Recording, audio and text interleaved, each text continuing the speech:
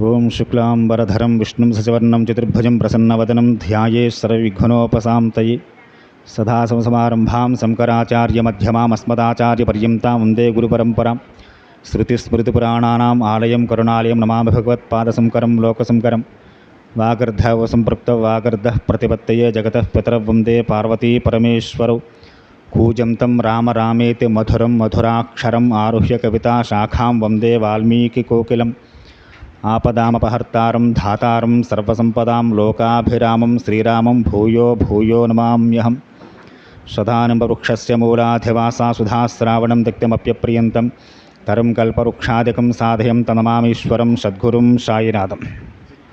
సభాయే నమః.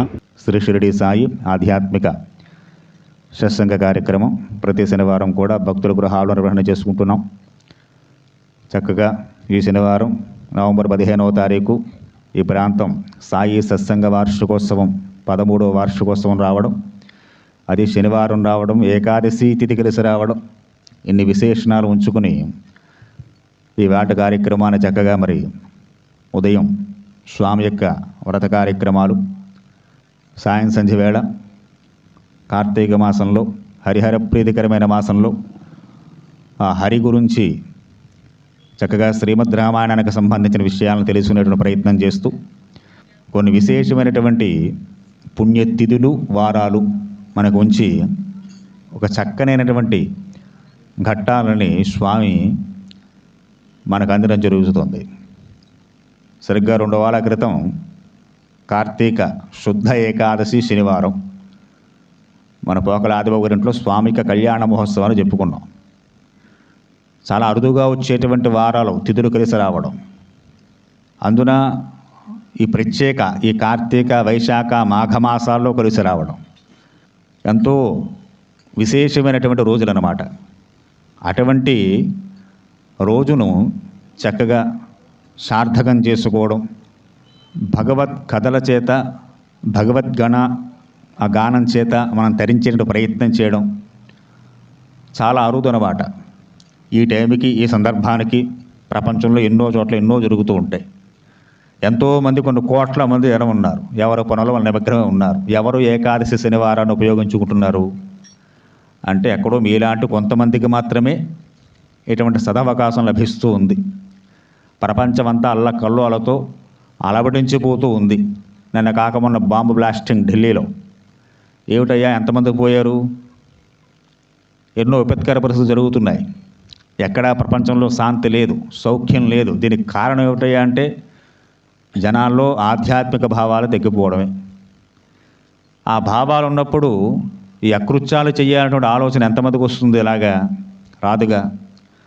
కనుక అటువంటి ఆధ్యాత్మిక చింతన పెరగాలంటే మరి చక్కటి కార్యక్రమాలు ఎటువంటి జరుగుతూ ఉండాలి. విశేషంగా భక్తులు వస్తూ ఉండాలి, వింటూ ఉండాలి, భగవద్గానామృతం చేస్తూ ఉండాలి. ఆ మనస్సంతా కూడా పూర్తి సాత్వికతను చేకూర్చుకున్నప్పుడు మాత్రమే అవి సాధ్యపడుతూ ఉంటాయి. ఏమంటే గురువుగారు మరి కార్తీక మాసంలో భక్తి వెళ్ళి విరుస్తోంది, ఆలయాలకు జనాలు పోటెత్తుతున్నారు, మాలలు వేస్తున్నారు, పుణ్యస్నానాలు చేస్తున్నారు, దీపారాధనలు చేస్తున్నారు, 1 కోటి దీపోత్సవాలు, 10 కోట్ల దీపోత్సవాలు, 100 కోట్ల దీపోత్సవాలు, అబ్బో పేర్లు పెట్టుకోవడానికి ఎన్నైనా పెట్టుకోవచ్చు. కేవలంగా ప్రాకృతికంగా క్రియ కనిపిస్తోంది తప్ప మనస్సునందు ఆ భావములు లేవు మనకంతే. ఆ సంవత్సరం మాలలు వేసేవారి సంఖ్య పెరుగుతోంది, భక్తి తగ్గుతోంది. ఎదురుంటి వాడు వేసుకున్నాడు, పక్కింటి వాడు వేసుకున్నాడు, నేను మాలేసుకున్నాను. ఎందుకు వేసుకున్నావా అంటే మామూలు రోజుల్లో వాడు శుభ్రంగా 7ంటికో లేస్తాడు, 8ంటికి శుభ్రంగా వాడు స్నానం చేసి వాడు డ్యూటీకో వ్యవసాయానికో వ్యాపారానికో వెళ్ళిపోతాడు, గొడవలేదు. మాల వేసు 4 గంటలకు లేస్తాడు, నాలంటాడు, అయిపోతుంది పూజ. పూజ అంటే ఏముంది? ఈరోజు మాల వేసుకున్న వారు ఎవరినైనా సంకల్పం చేసుకోండి అయ్యా అంటే వారికి ఏం చేత కాదు. నన్ను మన్నించెదురుగాక. ప్రాణాయామం చేయండి అంటే తెలియదు. ఎందుకని? వెనకాల జై జై సాయి, జై జై దుర్గా, ఓం ఓం చెప్ప, ఇంతే. పూజ అంటే అంతే. అదే పూజ.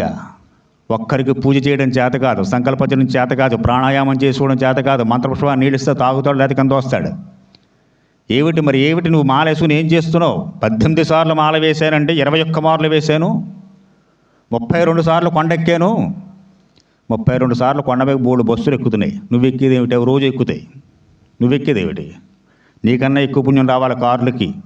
అలా అయితే కొండెక్కడమే ప్రధానం, మాలేసి కూడా ప్రధానం అయితే అవన్నీ మోక్షం పొందాలి. నీకన్నా ముందు మోక్షం పొందాలి. నువ్వు సంవత్సరానికి ఒకసారి వెళతావు కనుక వేషధారణలు, యాంత్రిక కార్యక్రమాలు బాహ్యంగా కనిపిస్తున్నాయి తప్ప ఆంతరంగికంగా ఎవరికి భక్తిభావాలు లేవు. మనకు కోపం వచ్చినా సరే అది ఉన్నప్పుడు మాత్రమే మీరు చేసే పని సార్థకత చేకూరుతుంది. అది లేనప్పుడు ఎన్ని చేసినా ఒకటి. అలాంటి సందర్భాల్లో మరి ఇటువంటి పుణ్యతిథులు, పుణ్యమైనటువంటి వారాలు, అందున విశేషమైనటువంటి మాసములు ఇన్ని కలిసి వచ్చి ఈ వేళ రోజున చక్కగా మనం ఉదయం చేసుకున్నటువంటి కార్యక్రమాలు అయితే ఏమిది, సాయం సంధ్య వాళ్ళకు కూర్చొని మనం చేసుకున్నటువంటి శ్రీమద్ రామాయణంలో స్వామివారి యొక్క వైభవం చక్కగా వినడం అయితే ఏమిది, ఇది ఎంతమందికి కలుగుతుంది భాగ్యం, ఎంతమందికి వస్తుంది అదృష్టం. కనుక అటువంటి పుణ్యమైనటువంటి మాసములు, తిథులు, వారాలు కలిసి వచ్చినప్పుడు ఆ వచ్చిన సమయాన్ని సార్థకత చేర్చుకుంటూ ఇటువంటి సత్కార్యక్రమాలు చేసుకోవడం మన పూర్వజన భాగ్యం అనే చెప్పుకోవచ్చు. అటువంటి మహద్భాగ్యం మనందరికీ కలిగిందని భావన చేసుకుంటూ శ్రీమద్ రామాయణం పారాయణ చేసుకుంటున్నాం. చక్కగా స్వామివారి యొక్క పట్టాభిషేక సన్నాహాలు సాగుతున్నాయి. గత వారం ముందు వారం కూడా చెప్పుకున్నాం ఏ విధంగా స్వామివారి పట్టాభిషేకానికి సమృద్ధిగా ఈ సన్నాహాలు సాగుతున్నాయో, అయోధ్యానగరం ఎంత జనపదం చేత కిక్కిరిసి ఉన్నదో, ఎంత వైభవోపేతంగా అలంకరించారో అయోధ్యనంతా కూడా గత వారం వరకు చెప్పుకోవడం జరిగింది. అటు తర్వాత ఘట్టాలని మహర్షి వాల్మీకి ప్రారంభం చేస్తూ జ్ఞాతిదాసయతో జాత కైకయ్యా సహోషిత ప్రాసాదం చంద్రశంకాసం ఆరురోహో యదృచ్ఛయా శక్తిరాజపథాం కృష్ణాం ప్రకీర్ణ కుసుమోత్కరాం అయోధ్యాం మంధరా తస్మాత్ ప్రాసాద తన్వవీక్షత. మనం 2-3 వారాల క్రితం సీతమ్మ వారిని జనక మహారాజు గారు అయోధ్యకు పంపుతూ ఆమెకి ఎంత విశేషమైనటువంటి కన్యాధనాన్ని ఇచ్చారో చెప్పుకున్నాం. వాటితో పాటుగా విశేషమైన దాసి జనాన్ని కూడా పంపించారని చెప్పుకున్నాం మనం. ఆ విధంగానే దశరథ మహారాజు గారు కైకేయిని వివాహం చేసుకున్నప్పుడు ఆ కైకేయీధీశాధిపతి కైకేయి కూడా ఎంతో ధనాన్నిచ్చి దాసదాసి జనాన్నిచ్చి పంపించేరుట. అందులో ఈ కైకేయికి బాగా దగ్గరగా ఉండేటువంటి దాసి మంథర అనేటువంటి ఒక స్త్రీ. రామాయణంలో చాలా అద్భుతమైన ఘట్టాలు. నిజంగా రాముడికి పట్టాభిషేకం అయిపోతే రామాయణం అక్కడితో అయిపోయింది. రాముడు కూర్చుంటాడు, కుర్చీలో హాయిగా చక్కగా కిరీటం పెట్టుకొని సీతమ్మ వారు వివాహం చేసుకుని సంతానం కంటారు. మనలాగే స్కూల్లో పిల్లల్ని జాయిన్ చేస్తారు, స్కూళ్ళు కాలేజీ ఫీజులు, అయిపోయింది రామాయణం.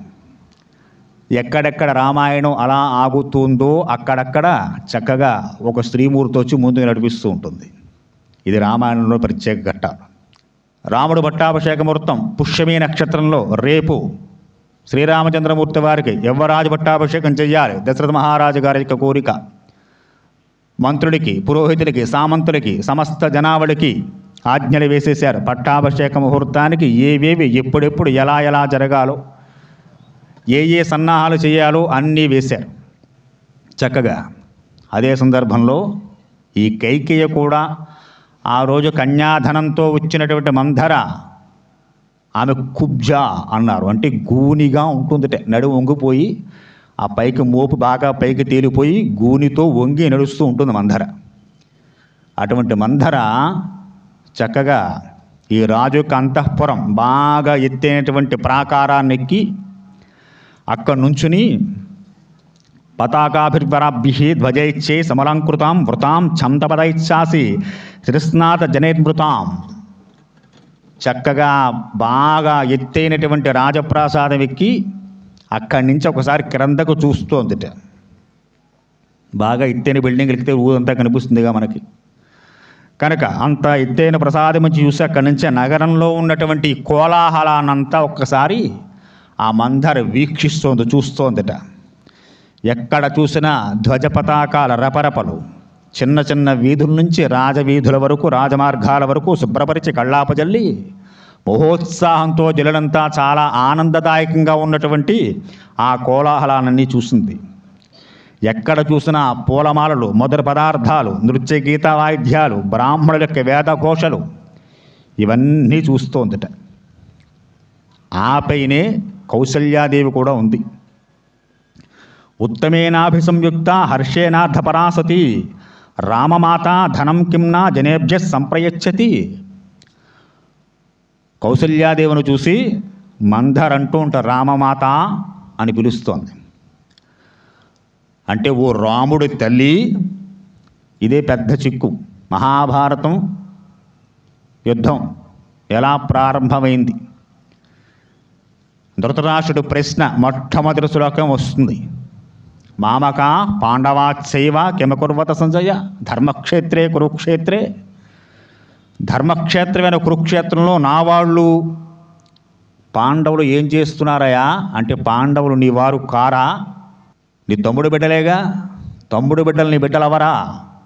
ఈ వేరు భావనలోనే అనేక రకాలైనటువంటి కుట్రలు కుతంత్రాలు తన్నుకొస్తాయి బయటికి మనకి. రామమాత, ఓ రాముడు తల్లి అని పిలిచిందట. ఎవరిని? కౌసల్యాదేవిని. ఉత్తమేనాభిసంయుక్త, ఓ రామజనని. ఏమిటి కోలాహలం? ఎందుకు ఆనందం? మహారాజు గారు ఏవైనా ఉత్సవం చేస్తున్నారా? అతిమాత్రా పరహర్షోయం కిం జనస సంశయమే కారయిష్యేతి కిం వాపి సంప్రౌష్టో మహీపతి. ఈ మహీపతి, ఈ రాజుగారు ఏమైనా ఉత్సవం చేస్తున్నారా? ఏమిటి కోలాహలం అంతా? ఎందుకు ఇలా ఉంది? విదీర్యమాణ హర్షేణ ధాత్రీతు పరయాముద అచచక్షేణ కుబ్జాయే భూయేసం రాఘవశ్రియం. అడగ్గానే కౌసల్యాదేవి చక్కగా వృత్తాంతం చెప్పింది. ఏం జరగబోతోందో చెబుతోంది. ఓ మంధరా, ఈ వార్త ఇంకా నీకు చేరలేదే? ఇంకా తెలియదా నీకు? తెల్లవారితే నా కుమారుడు రాముడు రాజు కాబోతున్నాడు. ఆ పట్టాభిషేక సన్నాహాలే ఈ కోలాహలమంతా అని చెప్పిందిట. ఎప్పుడైతే ఆ మాట విందో కౌసల్యాదేవి ఎంత ఉత్సాహంగా ఆనందంతో ఈ అద్భుతమైన వాక్యాన్ని చెప్పిందో, వెంటనే ఆ కుబ్జగా ఉన్నటువంటి మందర యొక్క ముఖం మారిపోయింది ఒక్కసారి. ధ్రాత్రాస్సు వచనం శ్రుత్వా కుబ్జాక్షిప్రమహర్షిత కైలాసశిఖరాకాతు ప్రాసాదహరోత. కైలాస పర్వతం నుంచి క్రిందకి దిగుతున్నట్లుగా గబ గబ గబ. కోపంలో వస్తే మేడెక్కినవాడు దిగడం ఎలా ఉంటుంది చూడండి, చాలా వేగంగా దిగుతుంటాడు మెట్లు, గబగబా దిగిపోతుంటాడు. ఎందుకంటే ఆవేశం, ఆగ్రహం, కోపం, ద్వేషం అన్నీ వచ్చేసి ఓ పర్వతం ఏదో కైలాస పర్వతం నుంచి కింద దిగుతున్నట్లుగా చాలా వేగంగా గబ గబ గబ అసలే వంగిపోయింది, గూనితో ఉంది. అటువంటి స్త్రీమూర్తి దిగుతే ఇంకెంత భయానకంగా ఉంటుందో. దిగేటువంటి ఆ స్టైల్ మనకి ఏమైనా కాస్త కనబడితే కళ్ళకి, అంత వేగంగా క్రిందకి దిగుతుందట. వచ్చేసింది కైకేయి అంతఃపురానికి వచ్చిందిట. ఉత్తిష్టమూడే కింశేషే భయం త్వాభివర్తతే ఉపప్లుతమాఘోణ కిమాత్మాన బుద్ధిశే. ఓ మూఢురాలా కైక, ఏమిటే అంత సావకాశంగా పడుకుని ఉన్నావు? కైకేయ హంసతూలికా తలపమే కాస్త నడుం వాల్చి ఉందిట. నిద్రలా పడుతోంది నీకు అని. అనిష్టే శుభగాకారే సౌభాగ్యేన వికస్తతే చలం హితవ సౌభాగ్యం నభ్యాశ్రోతివోష్ణగే. ఓ కైక, నీ భర్తకు నీ మీద ఎనలేని ప్రేమ ఉన్నట్లుగా నటిస్తున్నాడు ఆయన. పిచ్చిదానా, నీ మీద ఏమాత్రం దశరథుడికి ప్రేమ లేదు. చాలా జాగ్రత్తగా ఉండాలండి. ఇలాంటి మంథరులు ఇప్పుడు ఉంటారు. చక్కనైన కుటుంబాలని విడదీయడం కోసం, లేనిపోను చెప్పడం కోసం ఎన్నో ప్రయత్నాలు చేస్తుంటారు. నిజంగా దశరథుడు ఎప్పుడైనా కైకని కాస్త నిర్లక్ష్యం చేసి ఉన్నా, కైకమ్మకి దశరథ మీద ఎప్పుడైనా కోప్పడిన సందర్భం ఉన్నా, మందరి చెప్పిన మాట ఓహో నిజమేమో అనుకోవచ్చు. కానీ వివాహం అయిన తర్వాత ఎప్పుడూ కైక విషయంలో దశరథుడు ఎప్పుడూ పక్షపాత బుద్ధి చూపించి లేడు. ఇది దృష్టిలో పెట్టుకోవాలి. అలాగే కైక కూడా దశరథుడి పట్ల ఎప్పుడూ విముఖంగా లేదు, సుముఖంగానే ఉంది ఆవిడ. ఒక రోజా, 2 రోజుల, 1 సంవత్సరం, 2 సంవత్సరాల, ఎన్నేళ్ళ నుంచి కాపురం చేస్తున్నారు వారు? అటువంటి దంపతులను విడతీయడం కోసం, వారి మధ్య చిచ్చు పెట్టడం కోసం జరుగుతున్న ప్రయత్నం. కనుక ఏవముక్తాతు కైకేయీ రుష్టయా పరుషం వచః కుబ్జాయ పాపదర్శన్యా విషాదమగపరం. ఆ గూని శరీరంతో ఉన్న కుబ్జ మంధర కిందకు వచ్చి చెబుతోంది, వాస్తవంగా నీ అదృష్టం గ్రీష్మకాలంలో నదీ జలం వల్లే తరిగిపోతోంది కైకా, నీకు తెలియటం లేదు. మంచి వేసవికాలం ఎండ, నదుల్లో నీళ్ళు ఆవిరి పైకిపోతూ ఉంటాయి కదా, అలాగ నీ అదృష్టం అంతా పోతుంది, నువ్వు నిద్రవుతున్నావు ముద్దుగా. చిచ్చి. అక్షయం సమహర్దేవి ప్రవృతం ద్విజనాశనం రామం దశరథో రాజా యువరాజ్యేభిషిక్షితే. ఏం జరుగుతుందో తెలియట్లేదే కైకా నీకు? అంత ప్రశాంతంగా ఉన్నావు. తెల్లవారితే రాముడు రాజు కాబోతున్నాడు. నీ భర్త దశరథుడు రేపు పొద్దున్నే రాముడికి యువరాజ పట్టాభిషేకం చేయబోతున్నట్ట. రాముడు కనుక యువరాజు అయితే ఇప్పుడు ఏమైందని చెప్పి అడుగుతావేమో, విను బాగా. రాముడు యువరాజు అయితే కౌసల్య రాజమాత అవుతుంది. కౌసల్య రాజమాత అయితే నువ్వు నీ కొడుకు ఆవిడికి దాస్యత్వం చెయ్యాలి. కనుక నరాధిపి కులే జాత మహేషిత్వం మహీపతే ఉగ్రంతం రాజధర్మాణం కథం దేవీన భుజ్యతే. ఓ కైక, నీకేమాత్రం ఆపద వచ్చినా కూడా కించిత్ కూడా తట్టుకోలేనే నేను. ఇది గొప్ప మాటలండి, బాగా చెప్తారు ఇలాంటి మాటలు. నీ మీ ప్రేమ ఎక్కువ, అభిమానం ఎక్కువ, నువ్వు భారతదేశం చూడలేను నేను, అబ్బో ఇన్నేనా చెబుతారు పైనుంచి వచ్చిన వాళ్ళు. కనుక నీ విషయంలో కించిత్ అపకారం జరిగిన, నీ పట్ల కించిత్ ద్వేషం కలిగిన తట్టుకునేదాన్ని కాదే, ఎప్పుడు నీ క్షేమాన్ని కోరేదాన్ని. ధర్మవాదే శటో భర్త సక్రవాదే చ దారుణ శుద్ధవానేన జానిషి తైనే మంత్రి సంధర. నీ భర్త పైకి ఎన్నో ధర్మవచనాలు చెబుతూ ఉంటాడు. నేనే ధర్మాత్ముడిని అంటాడు, దానాలు చేస్తున్నానంటాడు, నీకేం కావాలో కోరుకోమంటాడు, ప్రజలందరి యొక్క అభిమానాన్ని పొందినట్టుగా కనిపిస్తూ ఉంటాడు. కానీ పరమ దుర్మార్గుడు.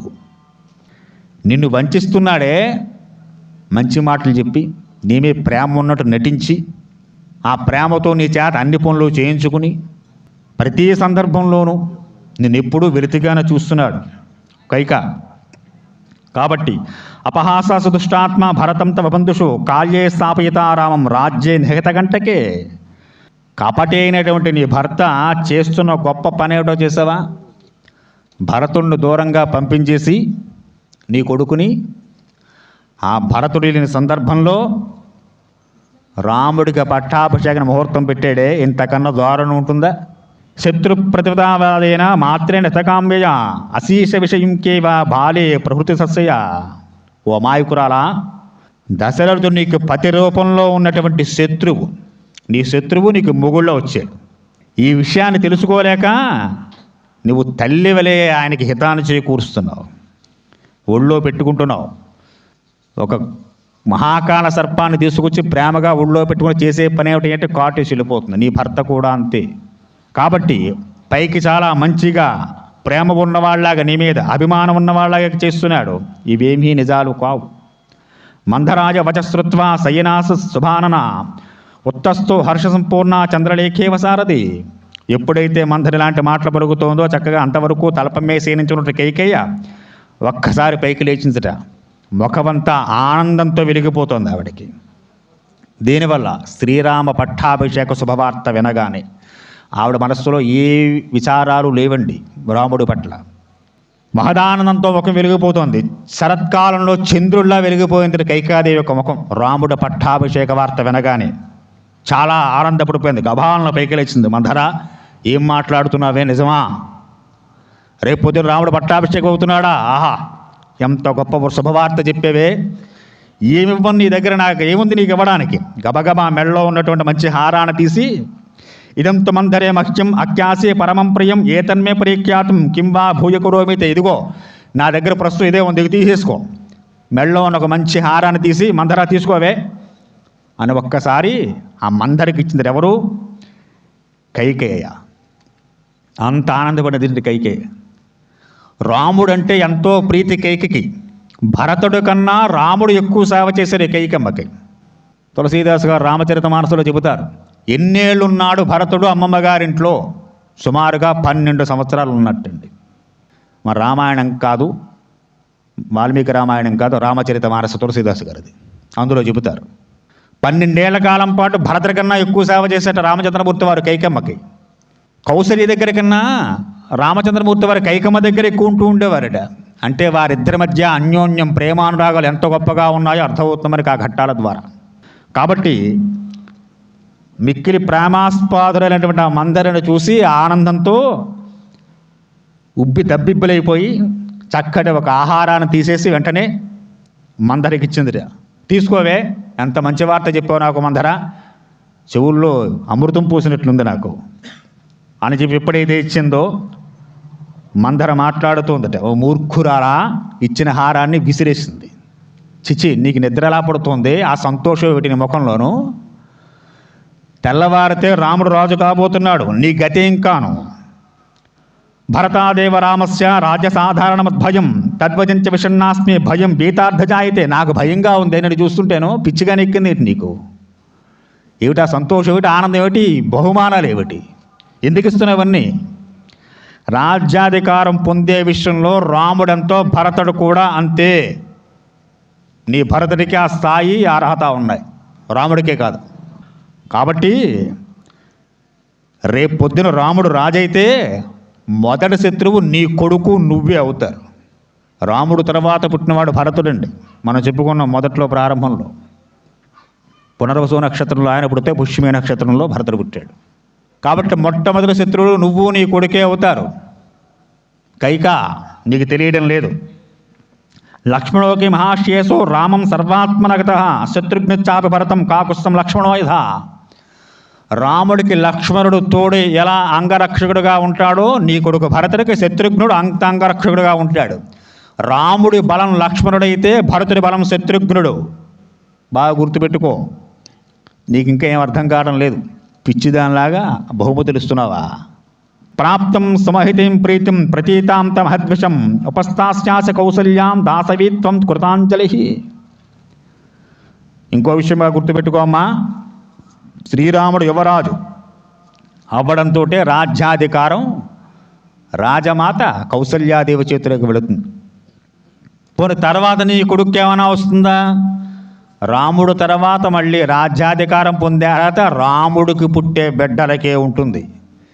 ఇక నీ కొడుకు ఎన్నాళ్ళైనా ఆ పీఠం ఎక్కిన వారి పక్కన చేతులు కొట్టుకుని ఉంచోవడమే. ఇక నీ కొడుకు ఎప్పుడు రాజు అవుతాడు? నీ ముచ్చట ఎప్పుడు తీరుతుంది? ఏవం చేత్ సమాస్రాభి తస్యా ప్రేక్ష్య భవిష్యసి పుత్రశ్చ తవ రామస్య ప్రేక్ష్యభావం గమిష్యతి. నీవు ఎంతకాలం ఉన్నా కౌసల్యాదేవికి దాసేగా ఉండి ఆవిడికి సేవలు చేస్తూ రాజమాత కౌసల్యం అందరూ కీర్తిస్తుంటే నీవు వాడు పక్కన కూర్చుని దాసీలా సేవలు చేస్తూ ఉంటావు. గుర్తుపెట్టుకో. కైక తాం దృష్ట్వా పరమప్రీతం భ్రమంతే మందరాం తత రామస్యేవ గుణాన్ దేవి కైకేయీ ప్రశంస. పైగా రాముడు సామాన్యుడా? సకల శాస్త్ర పారంగతుడు, రాజనీతి కోవిదుడు, సమయానికి తగ్గట్లుగా కార్యాలను చేసేటువంటి వాడు. కాబట్టి అలాంటి రాముణ్ణి పేట మంచి దిగమనేటువంటి వాడు ఎవ్వడు ఉండడు. రేపు పొద్దున రాజు అయితే రాముడు. 2 భయాలండి. ఒకటేమిటి? రాజ్యం మనకు రాదని భయం. ఇంకొకటి వాడికి అన్నీ మంచి గుణాలు ఉన్నాయండి బాబోయ్, వాడి పీట ఎక్కితే జనాదరణ పొందేస్తాడు, మళ్ళీ ఎవడో పీట ఎక్కడానికి ఇదో ఏడుపు. 2 రకాల ఏడుపులు మందరికి పాపం. కాబట్టి శ్రీరాముడు గురువుల పట్ల చక్కగా శిక్షణ పొందినటువంటి వాడు, ధర్మజ్ఞుడు. ఇతరులు చేసే సంకల్పమైన ఉపకారాన్ని కూడా స్వల్పంగా తీసుకోడు, చాలా గొప్పగా తీసుకుంటూ ఉంటాడు ఆయన. ఎప్పుడూ సత్యాన్ని పలికేటువంటి వాడు. ఇన్ని లక్షణాలున్న రాముడు కనుక రాజు అయితే అతన్ని పీట మంచి దింపేటువంటి స్థితి ఇక ఎవ్వడికి ఉండదు. ఒక్కసారి అంటే ఇక దిగడం. ఆయన దిగడం సరికదా రేపు పొద్దున ఆయన పిల్లలు రాజులు అవుతారు. ఇక నీ భరతుడు నువ్వు ఆ రాముడికి కౌసల్యాదేవికి సేవ చేసుకుంటూ, అమ్మ మీ పాత్చేరు ఉంటే ఇవ్వండి కట్టుకుంటాను, చెద్దెన్ను ఉంటే పెట్టిన తింటాను, మీ బ్రతుకులంతా ఇలాగే ఉంటాయి. ఇవన్నీ మందర మాటలండి. కైక మనస్సునందు లేవివేవీను. ఆమె చాలా ఆనందపడింది శ్రీరామ పట్టాభిషేక వార్త వినగానే. అది బాగా దృష్టిలో పెట్టుకోవాలి మనం. కాబట్టి అనర్ధదర్శని మూర్ఖాత్మాత్మాన భబుజ్జిసే శోకస్య విస్తృష్ణే మంజంతి దుఃఖసాగరే. ఓ వెర్రి కైక, రాముడి పట్టాభిషేకం జరిగిందో నీకన్నీ అనర్థాలే మిగులుతాయి. నీ మూర్ఖత్వం వల్ల నువ్వు ఇంత ఆనందపడుతున్నావు కదా, ఎన్నో ఉపద్రవాలు కొని తెచ్చిపెట్టుకున్న దాని అవుతావు. ఇప్పుడు కనుక తొందరపడకపోతే అంతులేని ఆపదల్లో దుఃఖసాగరంలో పడి కొట్టుకుంటావు. నీ దుస్థితి ఏం జరగబోతోందో రేపొద్దు నీకు అర్థం కావట్లేదు పిచ్చిదానా. నాకు భయం వేస్తుందే, రాముడు పట్టాభిషేకం అవుతున్నాడంటేను నీకు ఇంకా బురకెక్కడం లేదా? భవిత రాఘవో రాజా రాఘవశ్చాయసుత రాజంతాస్తు కైకేయి భరత పరిహస్యతే. ఓ కైకా, ప్రస్తుతం రాముడు రాజు అయితే అతనంతరం రాజులు, ఆ కుమారుడు రాజు అవుతూ ఉంటాడు, తర్వాత వారి మనవలు రాజులు అవుతూ ఉంటారు. ఇక ఇలాగే పోతుందంతా. నీ బిడ్డకి రాజయ్య యోగ్యత ఉండదు, అతను ఎప్పుడూ పీఠాన్ని కూర్చోలేడు. ఓ పుత్ర ప్రేమ గల కైక గొప్ప మాట మాట్లాడింది. రాముడు యందు కైకకి పుత్రభావమే ఉంది. తన పుత్రుడు కాదు రాముడు, కౌసల్యాదేవి పుత్రుడు. ఆ పుత్ర ప్రేమతోటి ఎదర జరగబోయేటువంటి ఆపదలు నీ కంటికి కనబడటం లేదే మూర్ఖురాలా? ఇప్పటికి కూడా అర్థం కావట్లేదా నీకు? నీ కళ్ళకు పుత్ర ప్రేమ కట్టేస్తోంది. రాముడి పట్ల నీకున్న ప్రేమ ఎదర వచ్చే దుర్నిమిత్తాలను చూడలేకపోతుంది కైక. ఎప్పటికైనా కళ్ళు తెరువు. భరత సాప్స్య మనస శత్రుఘ్నోపి సమాగత లక్ష్మణో యథా రామం తథాసో భరతం గత. సాధారణంగా పుత్రుల మీద ఎవరికైనా ప్రేమ ఉండడం సహజం, అది కాదనిలేము. మరి ఇంత పిచ్చేవిటే? నీ కొడుకుని రాజ్యాభిషిక్తుడు కాకుండా ఎవడో పుత్రుని రాజ్యాభిషిక్తుని చేసేంత పిచ్చేమిటే? ఇదెక్కడ దౌర్భాగ్యం నీకు కైక? రాముణ్ణి లక్ష్మణుడు ఆశ్రయించి ఉన్నట్లుగానే భరతుణ్ణి శత్రుఘ్నుని ఆశ్రయించి ఉంటారు. మంచి ఉదాహరణ కూడా చెబుతోందండి. ఎవరు? కైక. శ్రూతే ద్రుమక్కచ్చ చేత్తోస్య వనజీవని సన్నికర్షాదివాకృషి మోచితం పరమాద్భయాత్. అరణ్యాల్లో పెద్ద పెద్ద వృక్షాలు ఉంటాయి. ఆ వృక్షాలు నరుకుదామని చెప్పి వేటగాడి వెళ్ళేసరికి దాని నిండా ముళ్ళ పొదలు దాని చుట్టూ కప్పేసి ఉంటాయి. ఆ ముళ్ళ పొదలు దాని చుట్టూ ఉన్నంతకాలం ఆ వృక్షానికి రక్ష. ఎవడో దాని ఏం చేయలేదు. ముందు ముళ్ళ చెట్లు నరకాలి. వీడికి భయం, వెళితే ముళ్ళు ఎక్కడ కూర్చుంటాయని చెప్పి. అలా రాముడికి రక్షగా లక్ష్మణుడు ఉన్నాడు. నీ కొడుకు తక్కువవాడా? నీ కొడుకు రక్షగా శత్రుఘ్నుడు ఉన్నాడు. రాముడంతో భరతుడంతా. తస్మాత్ జాగృహే దేవం వనం గచ్చతే సుత ఏతద్ది రోచతే మహ్యం భృశం చాపి హితం తవ. రామలక్ష్మణులు చాలా సన్నిహితంతో కలిసిమెలిసి ఉండేట్లుగానే వారు సౌభ్రాతృత్వాన్ని చూస్తూ ఉంటే అశ్విని కుమారుల్లా ఉంటారట రామలక్ష్మణులు కలిసి ఉన్నప్పుడు. దేవతల్లో అశ్విని దేవతలు అని చెప్పి ఒక జంట. దేవతలందరికీ వారు వైద్యులుట. ఇద్దరే డాక్టర్లు అండి. 33 కోట్ల మంది దేవతలకి మందుకు సొంత ఒకరు ఉంటారు డాక్టర్ గారు. అయినా ఖాళీలు ఉండవు ఏ హాస్పిటల్ కూడా. అంతమంది దేవతలకి ఇద్దరు డాక్టర్ అశ్విని కుమారులు ఉన్నారట. అందంలో అశ్విని కుమారులు తలదన్నేవారు లేరుట. ఆజానుబాహులై సర్వాంగ సుందరంగా ఉంటారు. మందరికి ఇంకో భయం, రామలక్ష్మణులు అశ్విని కుమారుల్లా ఉంటారు. వారిని చూడగానే ప్రేమ పుట్టుకొస్తుంది ఎవరికైనా. ఇదే గొప్ప మాయే, పిచ్చిదానా, ఆ మాయలో పడకు. రామలక్ష్మణుడు చూసి, వారి అందాన్ని చూసి, వారు చేసే సేవలు చూసి మురిసిపోతున్నావేమో. ఇదంతా ఉత్తి భూటకమే. ఎన్ని చెబుతుందో చూడండి. కుటుంబాలు వెడగొట్టే ప్రయత్నాలు ఇలాగే ఉంటాయి. కనుక ఇన్ని రకాలుగా చెప్పి దర్పారాకృతాపూర్వం త్వయా సౌభాగ్యవత్తయా రామమాత సపత్నీతే కథం వైరం నయైతే. నీ పతైన దశరథుడు నీ ప్రేమకు చాలా మిక్కిలి పాత్రుడు ఆయన. కాబట్టి నువ్వు ఇదే మంచి అదునుగా చూసుకుని ఎలాగైనా సరే ఈ రామ పట్టాభిషేకం భరతుడికి జరిగేలా చెయ్యాలి. అంతేనా? యదాహి రామ పృథివీ మహాస్తుసి ధ్రువం పరుష్టో భరతో భవిష్యతి అతోహి సంచితం రాజ్యం ఆత్మజే పరస్య చైవాజ్య నివార కారణం. భరతుడు పట్టాభిషేకం అవడం ఒక్కటే కాదు, ఇంకొకటి కూడా చెయ్యాలి. రాముడు వనవాసాలకు వెళ్ళాలి. ఈ రెండు నువ్వు చేసినట్లయితే కైక జీవితంలో నీకు తిరుగులేదు, నువ్వు రాజమాతవవుతావు అని చాలా గొప్పగా ఈ మాటలు చెప్పేవారు చాలా చాకచక్యంగాను మంచి అద్భుతంగాను మనమంటే ఎక్కువ అభిమానం ప్రేమ ఉన్నట్లుగాను ఎన్నో రకాలుగా చేసి బాగా నూరు పోస్తుంటారండి. కైకమ్మ మొదట రాముడు పట్టాభిషేకం అనగానే ఎంత ఆనందపడిందో ఉపోద్ఘాతం 4-5 పేజీలు రాసుకొచ్చారు. మనం క్లుప్తంగా 2-3 పేజీలు చెప్పుకుంటున్నాం. ఉపోద్ఘాతం అంతా చెప్పుకుంటూ వచ్చింది. ఎంత చెప్పాలో అంతా చెప్పింది. తాను ఎంత ప్రయత్నం చేయాలి అంత ప్రయత్నాలు చేస్తోంది. దేనికి? రాముడి పట్టాభిషేకం కాకుండా చూడడం కోసం. ఈ ప్రయత్నాలన్నీ చేస్తున్న తర్వాత ఏ ముక్తాతు కైకేయి కోపేన జ్వలితానన దీర్ఘాముష్ణ వివస్వస్య మందరాం ఇదమబ్రవీద్. ఎప్పుడైతే మందర ఇన్ని రకాలుగా ఇన్ని విధాలుగా నువ్వంటే నాకు ప్రేమ ఎక్కువ, ఎప్పుడు నీ యోగక్షేమాలు కోరుకుంటూ ఉంటాను, నీ భర్తలా కనిపిస్తున్న శత్రువు నీ కొడుకు లేనప్పుడు పట్టాభిషేక ముహూర్తం పెట్టాడు అని 2-3 బలమైన పాయింట్ కూడా పెట్టుకుందండోయ్, పాయింట్లు లాగడం కోసం. ఇన్ని చెప్తున్నాయి. ఇప్పుడు ఏమనిపించింది కైకేయి? నిజమే, లేకపోతే భరతుడు లేకుండా ముహూర్తం పెట్టడం ఏమిటి? ఆలోచన వెంటనే వచ్చేస్తుందిగా మనకి. ఎంత ప్రేమాస్పదంగా ఇంట్లో ఉన్నా నిజమేంటి, మా నాన్నగారు ఎలా చేశారంటే అమ్మో నా మీద నిజంగా ద్వేషం ఉంది బాగబట్టేగా చేసాడు ఎలాగైనా అని వెంటనే ఆలోచన వస్తుందిగా. ఇప్పుడు కైకేయమ్మ మనస్సులో తాను ఏదైతే విషాన్ని నింపాలనుకున్నదో ఆ విషానంతా చాలా సున్నితంగా నొప్పి తెలియకుండా ఇంజెక్షన్ చేసినట్లుగా మనస్సంతా ఇంజెక్షన్లతో నింపేసింది, విషపూరిత ఇంజెక్షన్లతోటి. వెంటనే కైకేయి ముఖం మారిపోయిందట. కైకేయికి తెలుసు రాముడు సద్గుణాలన్నీ తెలుసు, రాముడు కురిపించే ప్రేమ తెలుసు, రాముడు చేసే సేవ తెలుసు, కౌసల్య కన్నా తనకెక్కువ సేవ చేశాడన్న విషయం కూడా తెలుసు, అన్నీ తెలుసు.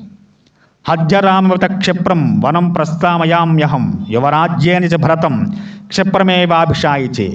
ఓ మంధరా, ఎంత సుదీర్ఘంగా చెప్పేవే నాకు నా మంచి కోరి. ఇంతకాలం ఏదో భ్రమలో జీవించేస్తున్నాను నేను, ఇప్పుడు నా కళ్ళు తెరుచుకున్నాయి. ఓ మంధరా, ఈ రాజ్యాధికారాన్ని ఎట్టి పరిస్థితుల్లోనూ రాముడు చోతుడికి వెళ్ళకుండా ఎంత చెయ్యాలో అంతా నేను చేస్తా. మారిపోయింది వెంటనే. అలాగే భరతుడికే పట్టాభిషేకం జరిగే ప్రయత్నాలు కూడా చేస్తాను. కలయత్వం మయోపాయం కేనోపాయేన మంధరే భరత ప్రాప్య రాజ్యం నతురామ కథంచన. ఓ మందరా, ఏదైనా శ్రీరాముడికి మాత్రం రాజ్యాధికారం దక్కదు. నీకు సంతోషమే కదా, ఆ పనే కదా మనం చేయాలనుకున్నది, తప్పకుండా చేసేద్దాం, పోయిందే ఉంది, చేద్దాం. సరే, దీనికి ఏమిటి ఉపాయం? ఇప్పుడు దశరథ మహారాజు గారి దగ్గరికి వెళ్ళి నా భర్త దగ్గరికి వెళ్ళి నువ్వు పట్టాభిషేకం ఆపేమంటే ఆపడగా అలాగా కారణం ఎందుకు అని చెప్పి అడుగుతాడు. చూడండి, మందర రామాయణంలో ఇక్కడే కనిపిస్తుంది, మళ్ళీ కనపడదండి ఈవిడ. మళ్ళీ రామాయణం మొత్తం మీద ఎక్కడ మీకు మందర కనపడదు. ఈ పని నిమిత్తమే వచ్చింది ఆవిడ. కాబట్టి రాజుగారి దగ్గరికి వెళ్ళి రేపు జరగబోయే పట్టాభిషేకం ఆపండి అంటే ఎందుకు అని అడుగుతాడు ఆయన. ఏం చెప్పాలి? దానికేనా ఉపాయం ఉందా? అది కూడా నువ్వే చెప్పరాదు. మీ తనమే బూజుందంటే తీసేయకూడదు అన్నట్టుగా ఇంత దాకా ఎంత ఉపన్యాసం చెప్పు, ఉపాయం కూడా చెప్పు చక్కగా. ఆ ఉపాయంతో ఈ పట్టాభిషేకాన్ని ఆపించేద్దాం అంతే చెబుతోంది మందర. తవ దైవాసురే యుద్ధే సహ రాజర్షి విపతి అగచ్చంత్వాముదాయ దేవరాజ్యస్య సాహ్యుతాత్. కైకా, నువ్వు చాలాసార్లు చెప్పావు నాతోటి, నీకు గుర్తుందో లేదో మర్చిపోతావులే. ఎందుకంటే మీ భర్త అంటే ప్రేమ ఎక్కువ, రాముడంటే ప్రేమ ఎక్కువ. మేము ఎక్కడ గుర్తుంటాం? నువ్వు చెప్పే విషయాలు ఎక్కడ గుర్తుంటాయి నీకు? కాబట్టి నీకు గుర్తుందో లేదో, ఒకసారి దైవాసుర యుద్ధంలో దేవతలుగా రాక్షస యుద్ధం జరిగే విషయంలో దేవేంద్రుడు సంభాసురుడితో యుద్ధం చేయాల్సి వచ్చింది. అప్పుడు నీ భర్త ఇంద్రుడి వైపు నిలబడి సంభాసురుడితో యుద్ధానికి వెళ్ళాడు. శశశంభరైతి ఖ్యాతం సతామాయో మహాసుర తతో సక్రస్త సంగ్రామం దేవసంఘే నివర్జిత తస్మిన్ మహతి సంగ్రామే పురుషాన్ క్షతవిక్షతాన్ రాత్రో సముస్తాన్ ఘ్నంతి స్మృతి తెరసాసాధ్య రాక్షసా. వేల కొలది రాక్షసులు యుద్ధంలోకి వచ్చారు. ఆ యుద్ధంలో రాక్షసులు వేసిన అస్త్రశస్త్రాలకి నీ భర్త దశరథుడికి విశేషమైన గాయాలై మూర్ఛల్లిపోయాడు. అప్పుడు కైకమ్మ రథసారథ్యం వహించింది దశరథ మహారాజు గారికి. రథసారథి కైకేయి. అప్పుడు నువ్వు రథసారథిగా ఉన్నావు. కైకా గుర్తుందా నీకు? నువ్వు చాలాసార్లు చెప్పావు నా దగ్గర. అలా నువ్వేం చేసావు? ఆ యుద్ధంలో ఆ రాక్షసులందరూ కూడా విశేషంగా సరపరపర కురిపిస్తూ ఉంటే దశరథ మహారాజు గాయాలై మూర్ఛల్లిపోయి రథమ్మై పడిపోయి ఉంటే తత్రాకరోన్ మహద్యోతం రాజా దశరథస్తదా అసురైత్య మహాబాహు శస్త్రేత్య సలీకృత. అపవాహ్యత్వయా దేవి సంగ్రామాన్నచ్చ చేతన తత్రాపి విక్షితశస్త్రే పతిస్తే రక్షితస్త్వయా. నీ పతిని రక్షించడం కోసం ఆ రథాన్ని తక్షణం అసురులకు దూరంగా తీసుకుపోయి ఒక చాటున పెట్టావు. నీ భర్తకి శీతలోపచారాలు చేసావు, అంటే గాయాలు కాస్త ఏదో మందు రాయడము కడగడం ఏదో చేసావు, ఉపచారాలు చేసావు. నీ భర్తకు స్పృహ వచ్చింది, లేచాడు చక్కగా. నువ్వు చేసిన సేవ చూసి బాగా మెచ్చుకున్నాడు. కైకా, నా ప్రాణాలు కాపాడు ఈవేళ. ఆ శత్రువుల మధ్య రథాన్ని ఉంచకుండా చాలా చాకచక్యంగా రథాన్ని అక్కడి నుంచి తీసుకొచ్చి ఒక చాటును ఉంచావు. కాబట్టి కైకా, నీకు వరాలు ఇద్దాం అనుకుంటున్నాను, కోరుకోమన్నట్ట. ఎన్ని వరాలు ఇస్తామన్నాడు? క్షత్రియుడికి 3 వరాలు ఇవ్వాలట శాస్త్రం. క్షత్రియ స్త్రీకి 2 వరాలు, వైశ్యులకు 1 వరంట. బ్రాహ్మణస్య 100 వరాహ, బ్రాహ్మణుడికి 100 వరాలు. ఎంత క్యాస్ట్ ఫీలింగ్ అండి ఇక్కడ! ఎంత ద్రోహం చేశారు! క్షత్రియులకు 3, క్షత్రియ స్త్రీకి 2, వైశ్యులకు 1, బ్రాహ్మణుడికి 100. అంటే ఇందులో ఏ పక్షపాతం లేదండి. వారి యొక్క మానసిక స్థితి బట్టి చిన్న తమాషా. బ్రాహ్మణుడికి 100 వరాలు ఇద్దా అని చెప్పి బ్రహ్మగారు వస్తేట, కార్తీక మాసం మంచి విస్తారా ముద్దపప్పు, అందులో కందాబచ్చల కూర, గుత్తి వంకాయ కారం పెట్టి, కొత్తిమీర కారం పెట్టి కూర, చక్కటి నెయ్యి, చల్లమిరపకాయలు, ఉడియాలు, వీడికి ఇచ్చే 100 వరాలు ఒక పూట విస్తరలో సరిపోతాయి చక్కగా. అంటే వాడు మైండ్ సెట్ అలాంటిది. ఏం చేస్తే శుభ్రంగా తిండి కావాలి, ఈ పూట తింటే సరిపోతూ ఉంటాడు వాడు. కనుక అది తమాషా, అంతే తప్ప ఏదో పక్షపాతంతో చూసుకుంటే మీకు ఈ పురాణాల్లో పక్షపాతాలు ఉన్నాయా? ఎవడ పట్లైనాను. అలా ఉంటే భగవంతుడు ఇంతమంది అనుగ్రహణ చేస్తూ ఉంటాడా? రామాయణంలో జటాయువును అనుగ్రహించాడే, పక్షపాతం ఉండి అనుగ్రహించాడా? ఏమిటి జటాయు మీద ప్రేమ రాముడికి? శబరి మీద ప్రేమ ఏమిటి ఆయనకి? అరణ్యంలో జీవించే ఆవిడ మీద. ఎందుకు ఇవన్నీ పక్షపాతంతో చేసినవా? ఏమీ కాదు, వారి నేచర్ని బట్టి చిన్న తమాషా. కనుక కైకమ్మకు 2 వరాలు. క్షత్రియ స్త్రీకిదే కదా ఆవిడ. మీకు మహాభారతంలో కనిపిస్తుంది ఇదే ఘట్టం. ద్రౌపది వస్త్రాభరణం జరిగింది. పాండవులు యుద్ధంలో ఓడిపోయారు. పాండవులు తమతో సహా ఓడిపోయారు. ద్రౌపదిని లాక్కురమ్మన్నాడు. వస్త్రాభరణం చేశారు. శ్రీకృష్ణ వస్త్రాలు ఇచ్చారు. అప్పుడు బుద్ధి వచ్చిందట. ఎవరికి? ధృతరాష్ట్ర మహారాజా గారికి. ఇంత జరిగిన తర్వాత భయపడిపోయి ఆ విష్ణు చక్రం తన్నేం చేస్తుందని భయపడంతో ఒకసారి కొడుకులు వెధవల్లారా అని చెప్పి తిట్టి, దొంగ తిట్లు, అవి నిజమైన తిట్లు కాదు. ఇంత పని చేస్తారా? ఆడపిల్లలు అవమానం చేస్తారా? అమ్మా, నువ్వు మా వంశానివి, లక్ష్మివే, రత్నానివే అని చెప్పి ఎన్నో పొగిడి ద్రౌపది దేను వరం ఇస్తున్నాను కోరుకేవే అంటే 2 వరాలు కోరింది ఆవిడ. ఒకటి ఏమిటి? పాండురాజు పుత్రులు అదాసులు అవ్వారు, వారు దాసులుగా ఉండకూడదు. 2వ వరం వారి రాజ్యాలు వారికి ఇచ్చేయమని 2 వరాలు కోరింది. 3వ వరం ఇస్తా అన్నారు ధృతరాష్ట్రుడు. కుదరదు స్వామి, ధర్మం ప్రకారం క్షత్రియుడికి 2 వరాలు ఇవ్వాలి. ఈ ఘట్టం మనకు మహాభారతంలో కనిపిస్తుంది. ఇక్కడ కూడా అదే జరిగింది. దశరథ మహారాజు గారు కోరుకోమన్నారు. క్షత్రియ స్త్రీకి 2 వరాలు ఉన్నాయి కనుక కైకా కోరుకొని 2 వరాలు ఇస్తా అన్నారు. అప్పుడు నువ్వు ఆయనకు మాట చెప్పు, సమయం వచ్చినప్పుడు కోరుకుంటాను స్వామి, ఇప్పుడు నాకు వరాలు ఏం అక్కర్లేదు, ఇద్దరుగానండి కలిసే ఉంటాంగా, ఎక్కడికి పోతాం, రోజు రాత్రి నా దగ్గర రావాలిగా, అప్పుడు చెప్తాను మీ సంగతి, ఏం వరాలు కోరతాను అని చెప్పి అప్పుడు ఆ వరాలు దాటవేసావు. కైకా గుర్తుందా నీకు? మందర గుర్తు చేస్తోంది విషయాలన్నీ. విడగొట్టేవాడికి ఎక్కువ జ్ఞాపశక్తి ఉంటుంది, కలిపేవాడికి అంత ఉండదు. ఎప్పుడు సమయం వస్తుందా, ఏమేమి పట్టుకొచ్చి చెప్పి వీళ్ళని విడదీసేయాలా అని చూసేవాడికి గుర్తుంటే ఇవన్నీ. నేను ఈ మందరికి గుర్తున్నాయండి, కైకమ్మ గుర్తులేవు పాపం. ఆ దశరథుడి ప్రేమలో, రాముడి లాలంలో అన్నీ మైమరిచిపోయి హాయిగా జీవిస్తున్న జీవితం ఆవిడది పాపం. మరి విడగట్టే బుద్ధి ఉంది కాబట్టి మందరికే గుర్తున్నాయి ఇవన్నీ. ఎన్నోసార్లు చెప్పావు కైక, నీ గుర్తు లేదేమో, నాకు గుర్తుంది. ఆ 2 వారాలు ఇప్పుడు కోరు. అందులో ఒకటేం కోరుతావు? భరతుడికి పట్టాభిషేకం జరగాలి. భరతుడికి పట్టాభిషేకం జరిగితే సరిపోతుందా? పక్కనే రాముడు లక్ష్మణుడు కూడా ఉంటే ఎప్పుడో అప్పుడు ఆ రాజ్యాన్ని మళ్ళీ లాక్కోవడం కోసం ఏదో రకంగా భరతుణ్ణి చెనికే ప్రయత్నం చేయించు. ఇంకో వరం, రాముడు దూరంగా అరణ్యవాసాలకి వెళ్ళిపోవాలి. ఎన్నేళ్ళు? అప్పుడు త్రేతాయుగం కాబట్టి 14 ఏళ్ళు దూరంగా ఉంటే రాజ్యం ఎవరు పాలిస్తే వారిది అయిపోతుంది.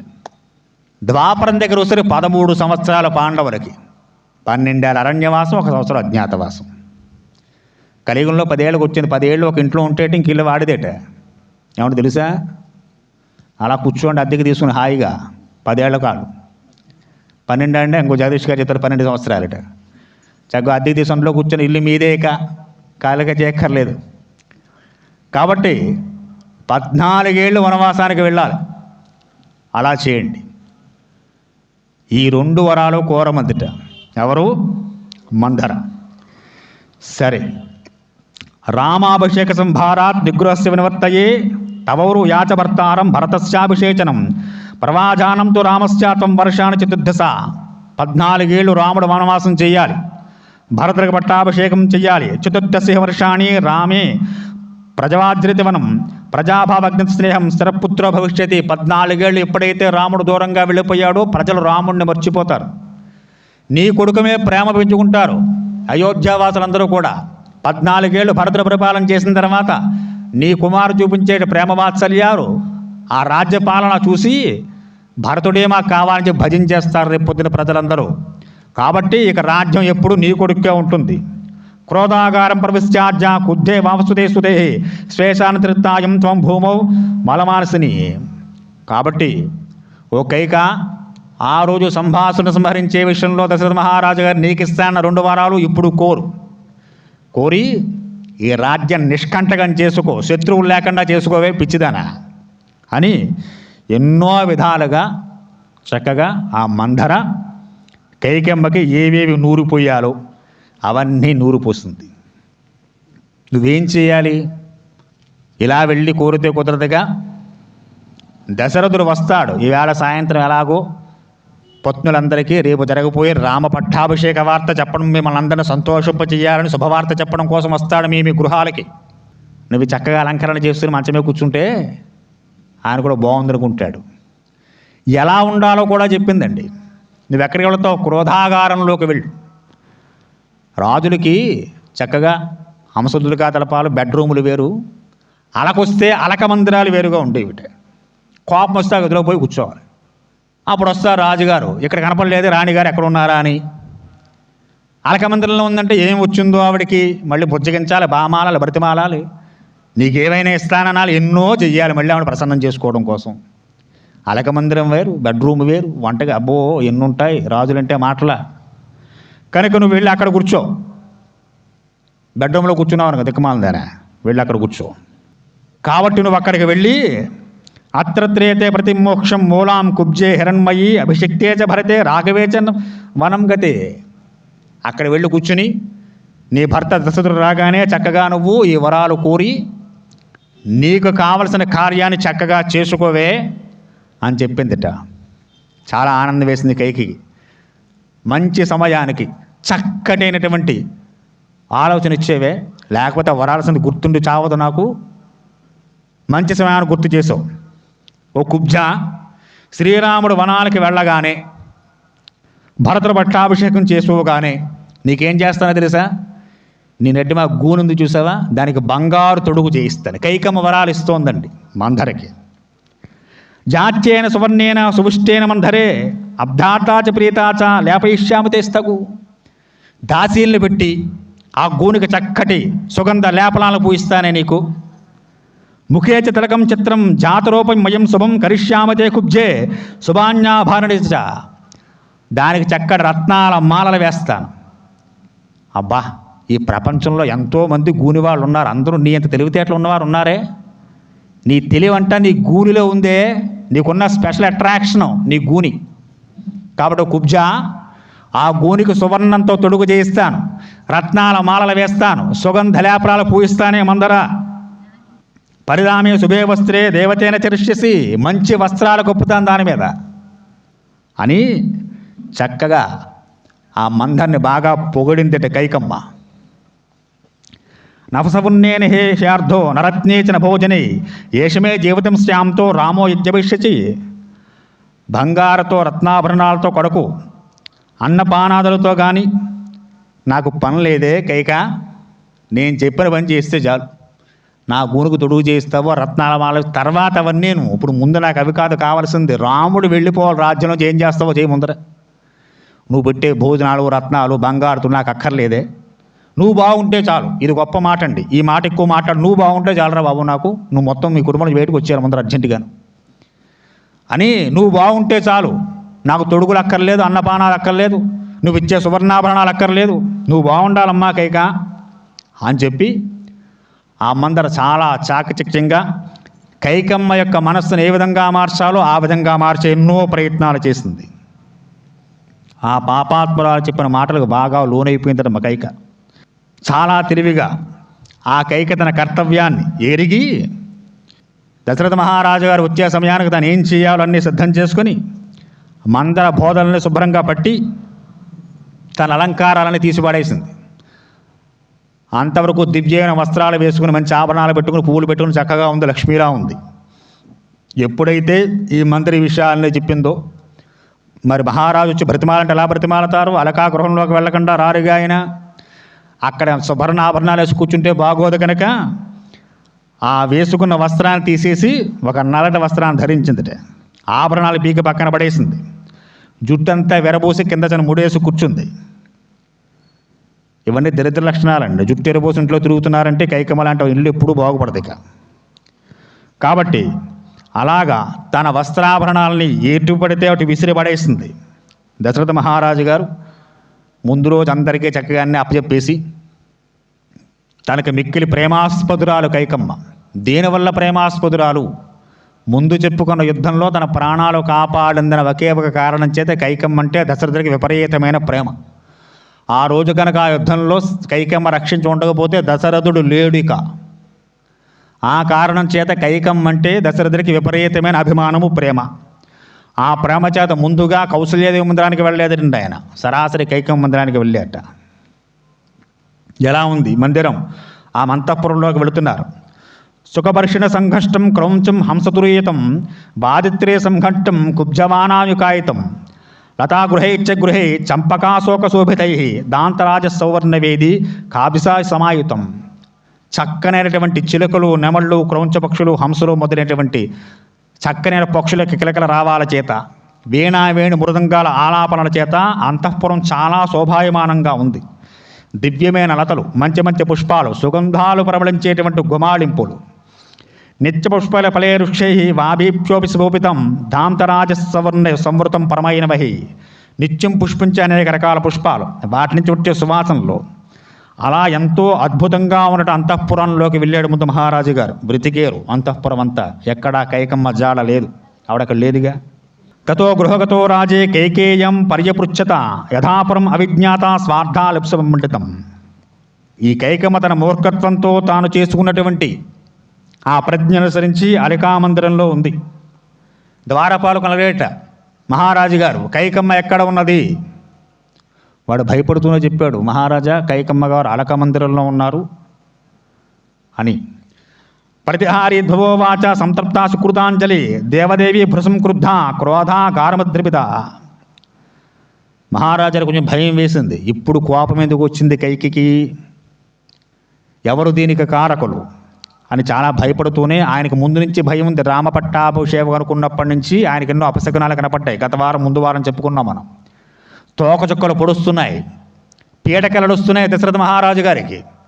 కనుక తొందరగా పట్టాభిషేక ముహూర్తం పెట్టుకున్నాడు ఆయన. సరిగ్గా రేపు పట్టాభిషేకం కైకమ్మ కోపం వచ్చింది. మొదటి అపశకనం ప్రారంభం.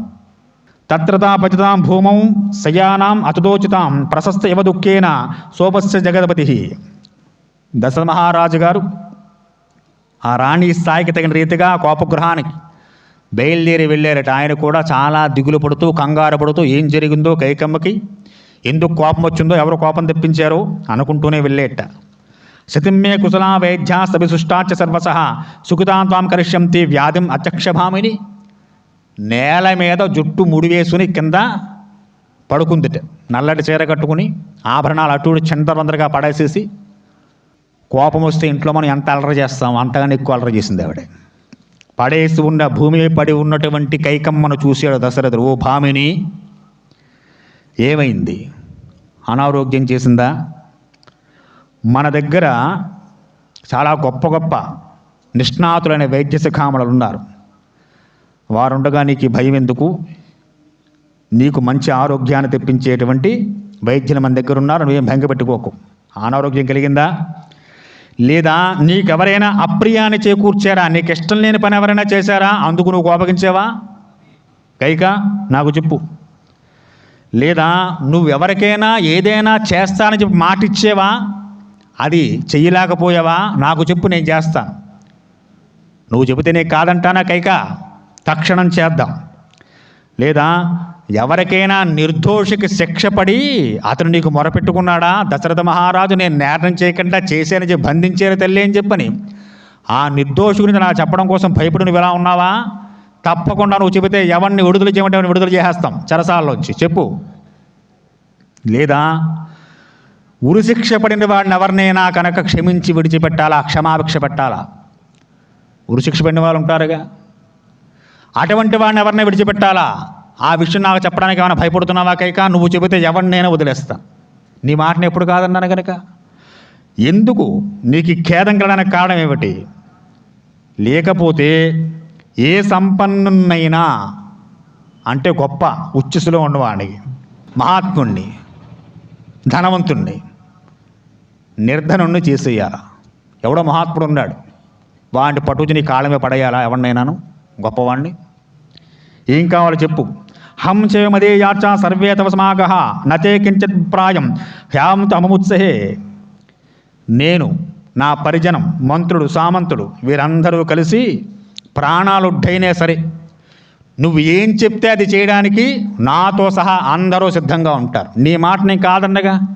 నా మాట ప్రజలు కాదనరు, సామంతులు కాదనరు, మంత్రులు కాదనరు, గురువులు కాదనరు. కైకా చెప్పు, నీకు బాధ కలడానికి కారణం ఏమిటి చెప్పు అని చెప్పి పరిపరి విధాల బ్రతిమాలాడు, అడిగాడు. ఏం మాట్లాడలేదు ఆవిడ. నాస్తి ప్రకృతాదేవ కేనచిన్న మవానిత అభిప్రాయస్తుమే కచ్చి తమిచ్చామ త్వయాకృతం. నెమ్మదిగా మాట్లాడుతుంది ఆవిడ. ఓ ప్రాణనాథ దశరథ, నన్నెవ్వరూ తిరస్కరించలేదు, అవమానించనూ లేదు. నాకు ఒక కోరుకుందయ్యా, దాన్ని నువ్వే తీర్చాలి. అలా చేస్తానని చెప్పి ప్రమాణపూర్వకంగా నాకు మాట ముందు ఒట్టేయి అంటాం కదా, ఒట్టేసి చెప్పు, ప్రమాణం చేసి చెప్పవయ్యా నేను చేస్తానని చెప్పి, నేను అడిగింది చేస్తానని చెప్పి. పాపం దశరథుడికి తెలియదండి ఆవిడేం కోరబోతుందో. మహానుభావుడు. ఆపలిస్తే న జానాసే త్వత్వ ప్రీతమా మమ మనోజో మనసు వ్యాగ్రత రామోధన్యో విదిత్యతే. ఓ సౌభాగ్యవతి, పురుషులలో నాకు చాలా నరోత్తముడైన రాముడంటే నాకు పరమ ప్రీతి, అది నీకు కూడా తెలుసు. అతడికన్నా ప్రీతి పాత్ర నాకు కూడా లేడు రాముడి కంటే. ఆ విషయం నీకు తెలుసు కదా. అజేయుడు, రఘువంశులలో ప్రముఖుడు, మిక్కిలి బుద్ధిమంతుడు. నాకు ప్రాణం కన్నా ఎక్కువైన రాముడి మీద ప్రమాణం చేసి చెబుతున్నాను కైక, నీవు కోరింది ఇస్తా అన్నాడు. ఆత్మనామాత్మరచేవ వృణేయం మనుజర్షణం తేన రామేణ కైకేయి సపేత వచన క్రియాం. అలాంటి పరమధర్మాత్ముడు, బుద్ధిశాలి, గుణవంతుడు ఆయన రాముడు. నాకు ప్రాణం కంటే ఎక్కువ కైక, కాబట్టి ఆ రాముడి మీద ప్రమాణం చేసి చెబుతున్నాను, నువ్వు అడిగింది తప్పక తీర్చడానికి దశరథుడు ఎప్పుడూ సిద్ధంగా ఉంటాడు. రాముడు తర్వాతే నాకు ఏదైనా, అదెవరైనా కావచ్చు. భద్రే హృదయ స్యాత్ అనమృష్యోధ్యసమేమే ఏతత్ సమీక్షకేయ బృహయస్సాధమున్యసే. ఓ కళ్యాణి కైక, నా శబదాన్ని గమనించి నా హృదయాన్ని అర్థం చేసుకుని నన్ను ఉద్ధరించేటువంటి నా త్రికరణ శుద్ధిగా చక్కగా నా గాఢమైన అనురాగమంతా ఆయన మీదే, రాముడి మీదే. రాముడు లేని క్షణంలో దశరథుడు లేడు కైక, అంత ప్రియం రాముడంటే నాకు. కాబట్టి ఓ పుణ్యాత్మురాలా, ఆ రాముణ్ణి మే ప్రమాణం చేస్తున్నానే, ఏం జరిగింది చెప్పు కైక అని బ్రతిమాడుతున్నాడండి దశరథ మహారాజు గారి కైకమ్మని. బలమాత్మాని జానంతి నమాం శంకితుమర్హసి కరిష్యామ తవ ప్రీతం సుకృతేనావిసపే. అంత రాముడిమే ప్రమాణం చేసిన తర్వాత దశరథుడు మాట తప్పుతాడని చెప్పి ఎలా అనుకుంటున్నావు నువ్వు కైక? ఇంకా నీకెందుకు సంకోచం, ఎందుకు ఇంకా ఆలోచిస్తున్నావు చెప్పడం కోసం నువ్వు? కాబట్టి చెప్పు అని చెప్పి రాముడి మీద ప్రమాణం చేసి నీవు కోరింది కోరినట్టు తీరుస్తానని చెప్పి మాట ఇచ్చాడు దశరథ మహారాజు గారు. యథాక్రమేణ సపసి వరం మమ దశాసి చ త్రశృణత్వం త్రయశ్రంకో దేవాసాగ్ని పురోగమాహ. ఓ ఓ మహారాజా, మంచి విషయం చెప్పారు.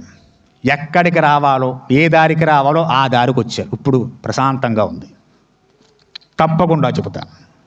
మీ పుణ్యం మీద ప్రమాణం చేసి, రాముడి మీద ప్రమాణం చేసి నువ్వు నాకు వరాన్ని ఇస్తానన్నావు. గుర్తుపెట్టుకో మహారాజా. దీనికి ఎవరు సాక్షులు? 33 కోట్ల మంది దేవతలే సాక్షులు. సూర్య ఇంద్రుడు, అగ్ని, వాయువు, రాత్రింబవళ్ళు, అష్టదిక్పాలకులు, గంధర్వులు, రాక్షసులు, యక్షులు, వీరంతా ఇప్పుడు నువ్వు చెప్పిన మాటకు సాక్షులు. దశరథ గుర్తుపెట్టుకో. మళ్ళీ అడిగిన తర్వాత చూస్తుంటే కుదరదు. పొద్దున మనం చెప్పుకున్నాగా, సాధువు గారిని శపించింది కాలం అని చెప్పి. కాలం చూస్తుంటుంది, కాలమే సాక్ష్యం మనం చేసే ప్రతి పనికి.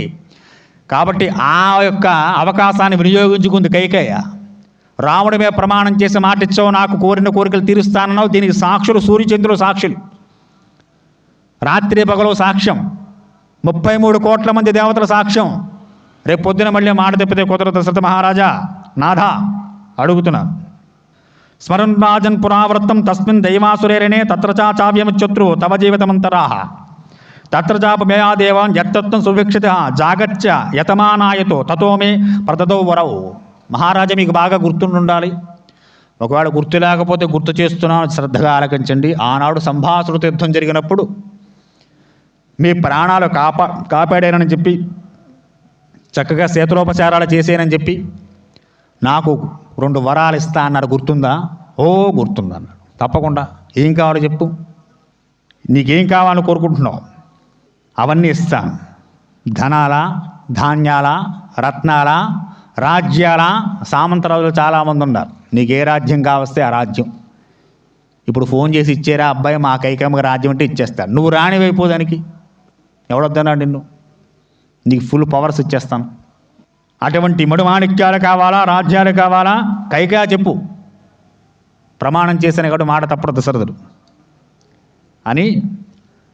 ఆమె మీద ఉన్నటువంటి విపరీతమైన ప్రేమానురాగముల చేత, తన ప్రాణములు కాపాడిందన్నటువంటి ఒకే ఒక కారణం చేత ఆమె ఏది అడిగితే అది ఇవ్వడానికి దశరథ మహారాజు సిద్ధపడ్డాడు. అప్పుడు మాట్లాడుతోంది. అభిషేక సమారంభో రాఘవస్వోపకల్పిత అనేనాభిషేణ భరతోమే అభిషచ్చితాం. రేపొద్దున్న ఎవరి పట్టాభిషేకం కోసం నిమిత్తమైతే ఇన్ని సమారంభాలు ఏర్పాట్లు చేశారో, అదే సమారంభాల సమయానికి రేపొద్దున్న నా ముహూర్తానికి నా కొడుకు భరతుడు పట్టాభిషక్తుడు కావాలి. ఇది నా మొదటి కోరిక. యో ద్వితీయో వరో దేవ దత్తప్రీతే నిమేత్వయ తదా దైవాసుర యుద్ధే తస్య కాలో యమాగాత. ఆ దేవాసుర సంగ్రామంలో మీరు నాకు ఇస్తాన మొదటి వరంలో రేపు రాముడు పట్టాభిషేకం అయ్యే సమయానికి నా కొడుకు భరతుడు పట్టాభిషేకం కావాలి. ఇది మొదటి వరం మహారాజా. ఇంకొకటి ఉంది, అది కూడా చెబుతాను. 9 వర్షాణి దండకారణ్యమాశ్రిత చిరాజన జటాధారి రామో భవతు తాపస. ఇక 2వ వరం చెప్పమంటారా? 9 వర్షాణి, 9 పంచ 9 5 14 అన్ని సంవత్సరాల కాలం పాటు రాముడు జటా వలకలధారయ్యి దండకారణ్యంలో వనవాసానికి వెళ్ళాలి. ఈ 2 భయంకరమైనటువంటి మాటలు దశరథుడు చెవున పడ్డాయండి. మహారాజు గారు తాను మెలకుగా ఉన్నాడా, కల్లో ఉన్నాడా అర్థం కాలేదు ఆయనకి. మొదటి నుంచి రాముడి మీద విపరీతమైనటువంటి ప్రేమాభిమానాలు. అసలు రాముడు లేకపోతే దశరథుడు లేడు. రాముడు బహిప్రాణం దశరథుడికి. అంత ప్రేమాస్పదమైన రాముడు గురించి తాను ఏదైతే వినకూడదనుకుంటున్నాడో, ఎవరి నోటంటే వినకూడదనుకుంటున్నాడో ఆ మాటలు వారి నోటి వంటి ఇంత దారుణమైన కఠినమైన వచనాలు వచ్చాయి. ఒక్కసారి ఆయనకేం అర్థం కాలేదు. చుట్టూ చీకట్లు కమ్ముకున్నాయి. నేను నిజంగా మెలకువలో ఉన్నానా, స్వప్నంలో ఉన్నానా? ఇది స్వప్నం అయితే బాగుండు, ఇది కళ అయితే బాగుండు చక్కగా అనుకున్నట్టు ఆయన. అతర్హం మహారాజం సయ్యనాం అతదోజితం యజాతిమ పుణ్యాంతే దేవలోకాత్ పరుచ్యతే. ఎలా ఉన్నాడు దశమహార మాట వినగానే తన పుణ్యమంతా తీరిపోయి దేవలోకంలోంచి దేవేంద్రుడు గెంటేస్తే భూమి మీద పన్నెడు దౌర్భాగ్యుల్లా ఉన్నట్టు. పుణ్యం పూర్తిపోయిన దేవలోకంలో కింద గెంటేస్తాడు దేవేంద్రుడు. గెంటేస్తే దౌర్భాగ్యం వల్ల కింద పడతాం. అలా పడ్డవాళ్ళ ఉన్నట్టండి. అర్థం కాలేదు. పరిపరి విధాల వేడుకున్నాడు, కాళ్ళు పట్టుకు బ్రతిమాలాడు. కైకాన్ని యొక్క మంకు పట్టు కాస్త పక్కన పెట్టు. ఏం మాట్లాడుతున్నావు నువ్వు? తెల్లవారితే రాముడు పట్టాభిషేకం అని చెప్పి అంతా ప్రచారం చేసేసాం. ఇప్పుడు రేపు పట్టాభిషేకం లేదంటే అందరూ ఏమంటారు? నీ కొడుక పట్టాభిషేకం కావస్తే కానీ తప్పకుండా అప్పుడు నాకు అందులో అభ్యంతరం లేదు. కానీ దానివల్ల రాముడు వనవాసానికి వెళ్ళాల్సిన అవసరం లేదమ్మా. కైక అనుగ్రహించు, నీ పాదాలు పట్టి వేడుతున్నాను. ఏడ్చేడండి దశరథుడు. అనర్థరూపా సిద్ధార్థ హ్యపతి భవదర్శిని పునరాయకార మానస తమేవ వరమాంగవ. కైక ఏం చెప్పను. తం కుతస్తే మహారాజా సత్యవాది దృఢవ్రత మమ చేమం వరం కస్మాత్ విధారతిమిచ్చతి. కైకమ్మ అంటోంది, సత్యవాదివి, ఇక్ష్వాకు వంశస్థుడివి మహారాజా. ఇక్ష్వాకు వంశంలో దృఢవ్రతులు సత్యవాదులు ఉన్నారు తప్ప మాటిచ్చి తప్పేవారు ఉన్నారని వినలేదయ్యా. ఇప్పుడు నేను ఇలా మాట్లాడుతున్న పిల్లవాళ్ళగా ముందు మాటిస్తారో చూస్తుంటావా? ఇదేం పద్ధతి? చేసిన వాగ్దానాన్ని మళ్ళీ వెనక్కి తీసుకుంటాను, చేస్తా అన్న పని చెయ్యను అన్నటువంటి క్షత్రియులు చూడలేదయ్యా మీ వంశంలో. నేను అటువంటి గొప్ప వంశం అని చెప్పుకుంటూ ఉంటాను, నువ్వే చెబుతావు చాలామందికి. కాబట్టి ఇప్పుడు ఇచ్చిన మాట నిలుపుకోవడానికి వెనకాడుతున్నావా మహారాజా? ఇదేనా నీ సత్యప్రతిజ్ఞ? ఇదేనా ఇక్ష్వాకు వంశ ప్రతిష్ట? ఎన్ని ఎత్తి పొడవాలో అన్నీ పొడుస్తుంది. ఏ ముక్తస్థు కైకేయే రాజా దశరథస్తదా ప్రత్యుమాచత క్రుద్ధో ముహూర్తం విఫలమున్న. ముహూర్త కాలం పాటు, క్షణకాలం పాటు దశరథికి అగమ్యగోచరంగా అయిపోయింది. తాను ఎక్కడ ఉన్నాడో, తను ఉన్నది అంతఃపురమా, అరణ్యమా, సముద్రమా అర్థం కాలేదేనికి. ఒక భయానకరమైన వార్త విన్నప్పుడు మన పరిస్థితి ఎలా ఉంటుందో ఈ వార్త వినగానే దశరథ పరిస్థితి అలా అయిపోయింది. నరోత్తముని రాముడు వనాలకి బయలుదేరి వెంటనే ఆయన వెళ్ళిన వెంటనే నా శరీరం నుంచి ప్రాణాలు కూడా వెళ్ళిపోతాయి కైక, ఇది తథ్యం.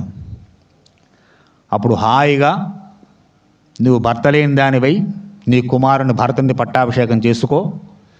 కానీ దానికి దశరథుడు మాత్రం ఉండడు. చెబుతున్నాడు ఆయన, మృతేమయ గతే రామే వనం మనుజపుంగవే హంతన్నార్యే మమామిత్రే సకామ సుఖే భవ. నేను స్వర్గత్తుని అయిపోయిన తర్వాత అక్కడ కూడా దేవతలు కేకేసి అడుగుతారు నన్ను. బాగా గుర్తుపెట్టుకోండి, ఈ దశరథ చెప్తున్న మాటలు కాదు, మనందరి మాటలు కూడా. రేపు పొద్దున్న పైకి వెళ్ళిన తర్వాత అడుగుతారు, నువ్వేం చేసావు, ఏ పుణ్యం చేసావు రా నువ్వు.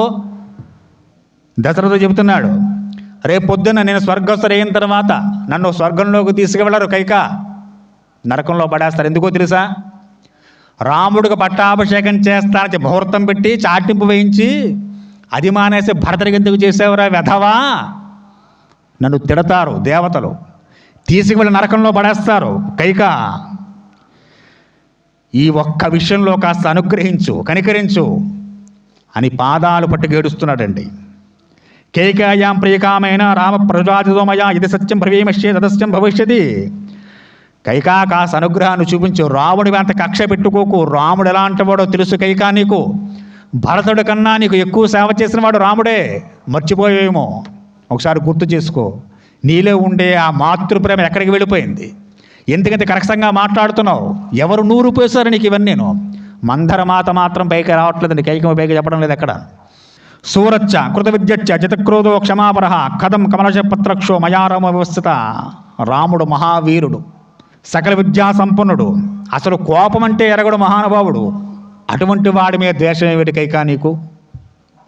క్షమాగుణంలో చాలా గొప్ప సంపన్నుడు, తామరరేకుల వంటి విశాలమైన నేత్రాలు కలిగిన వాడు. అలాంటి రాముణ్ణి, పరమ సుకుమారుణ్ణి వనాలికి పంపాలని చెప్పినట్టు ఈ దురాలోచన నీకు ఎందుకు వచ్చింది కైకా? రాముణ్ణి కనికరించు, నన్ను అనుగ్రహించు.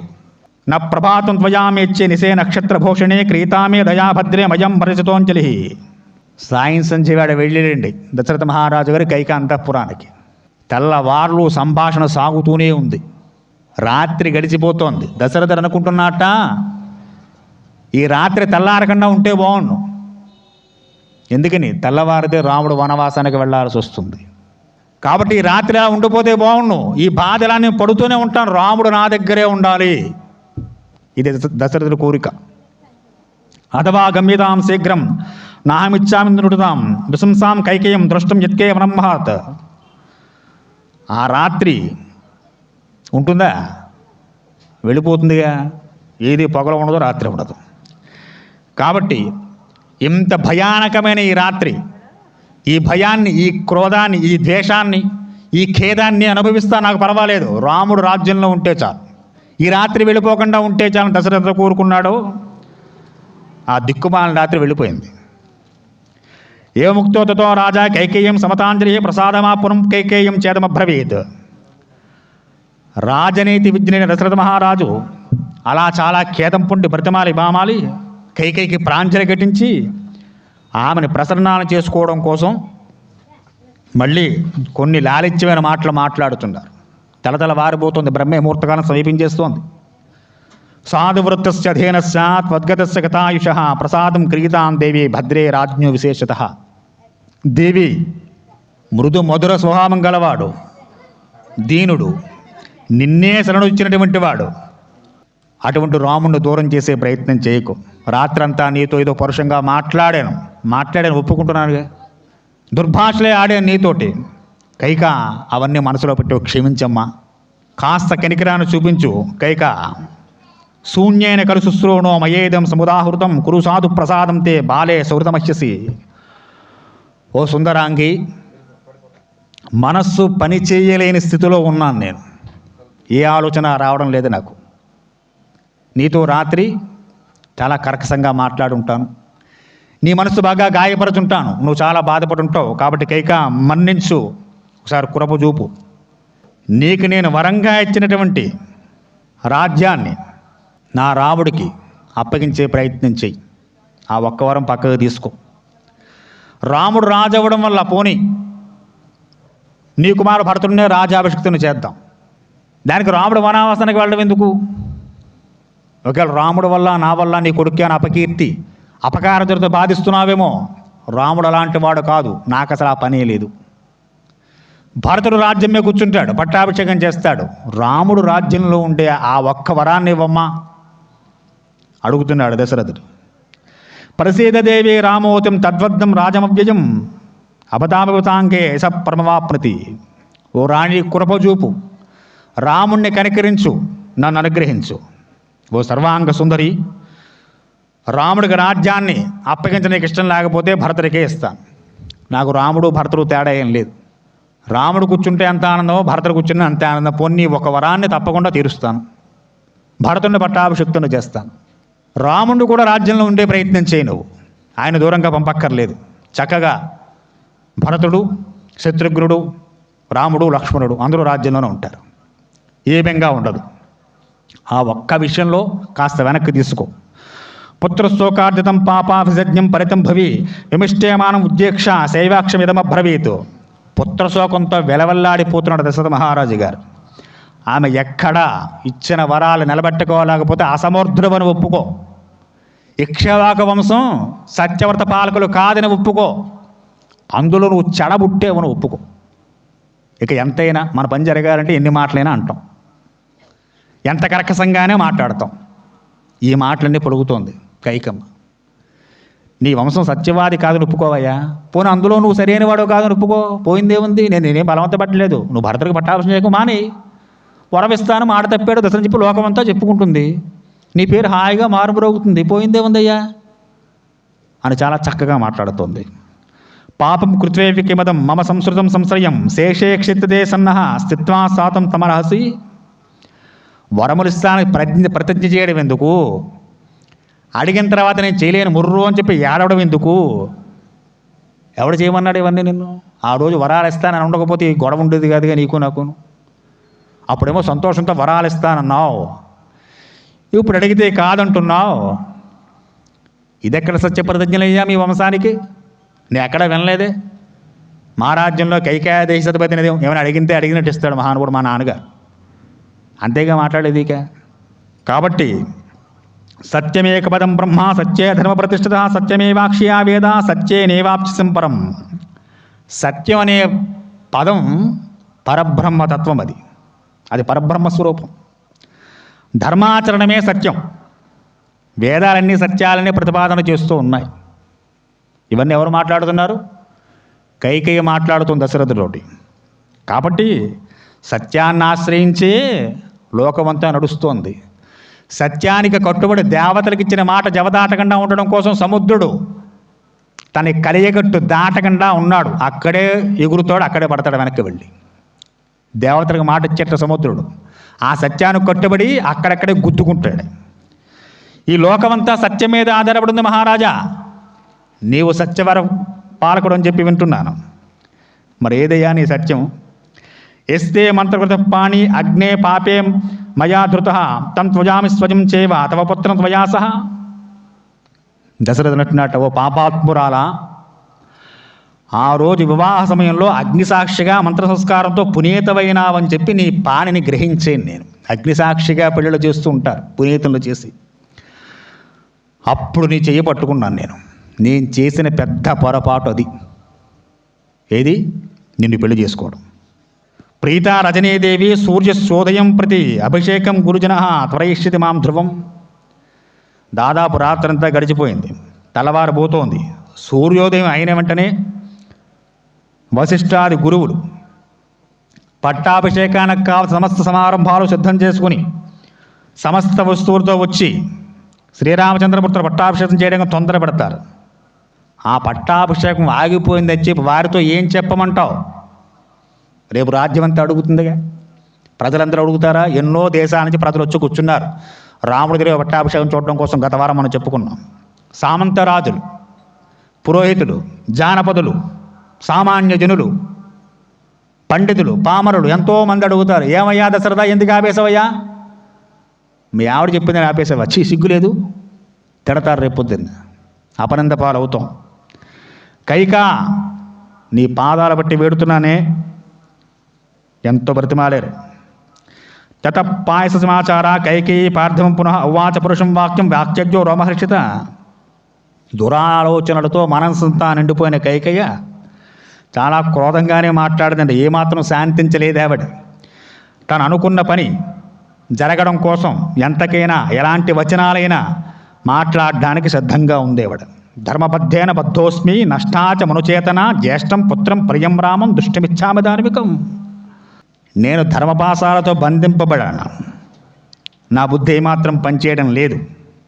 రాముడు ధర్మబుద్ధి గలవాడు, పెద్ద కుమారుడు.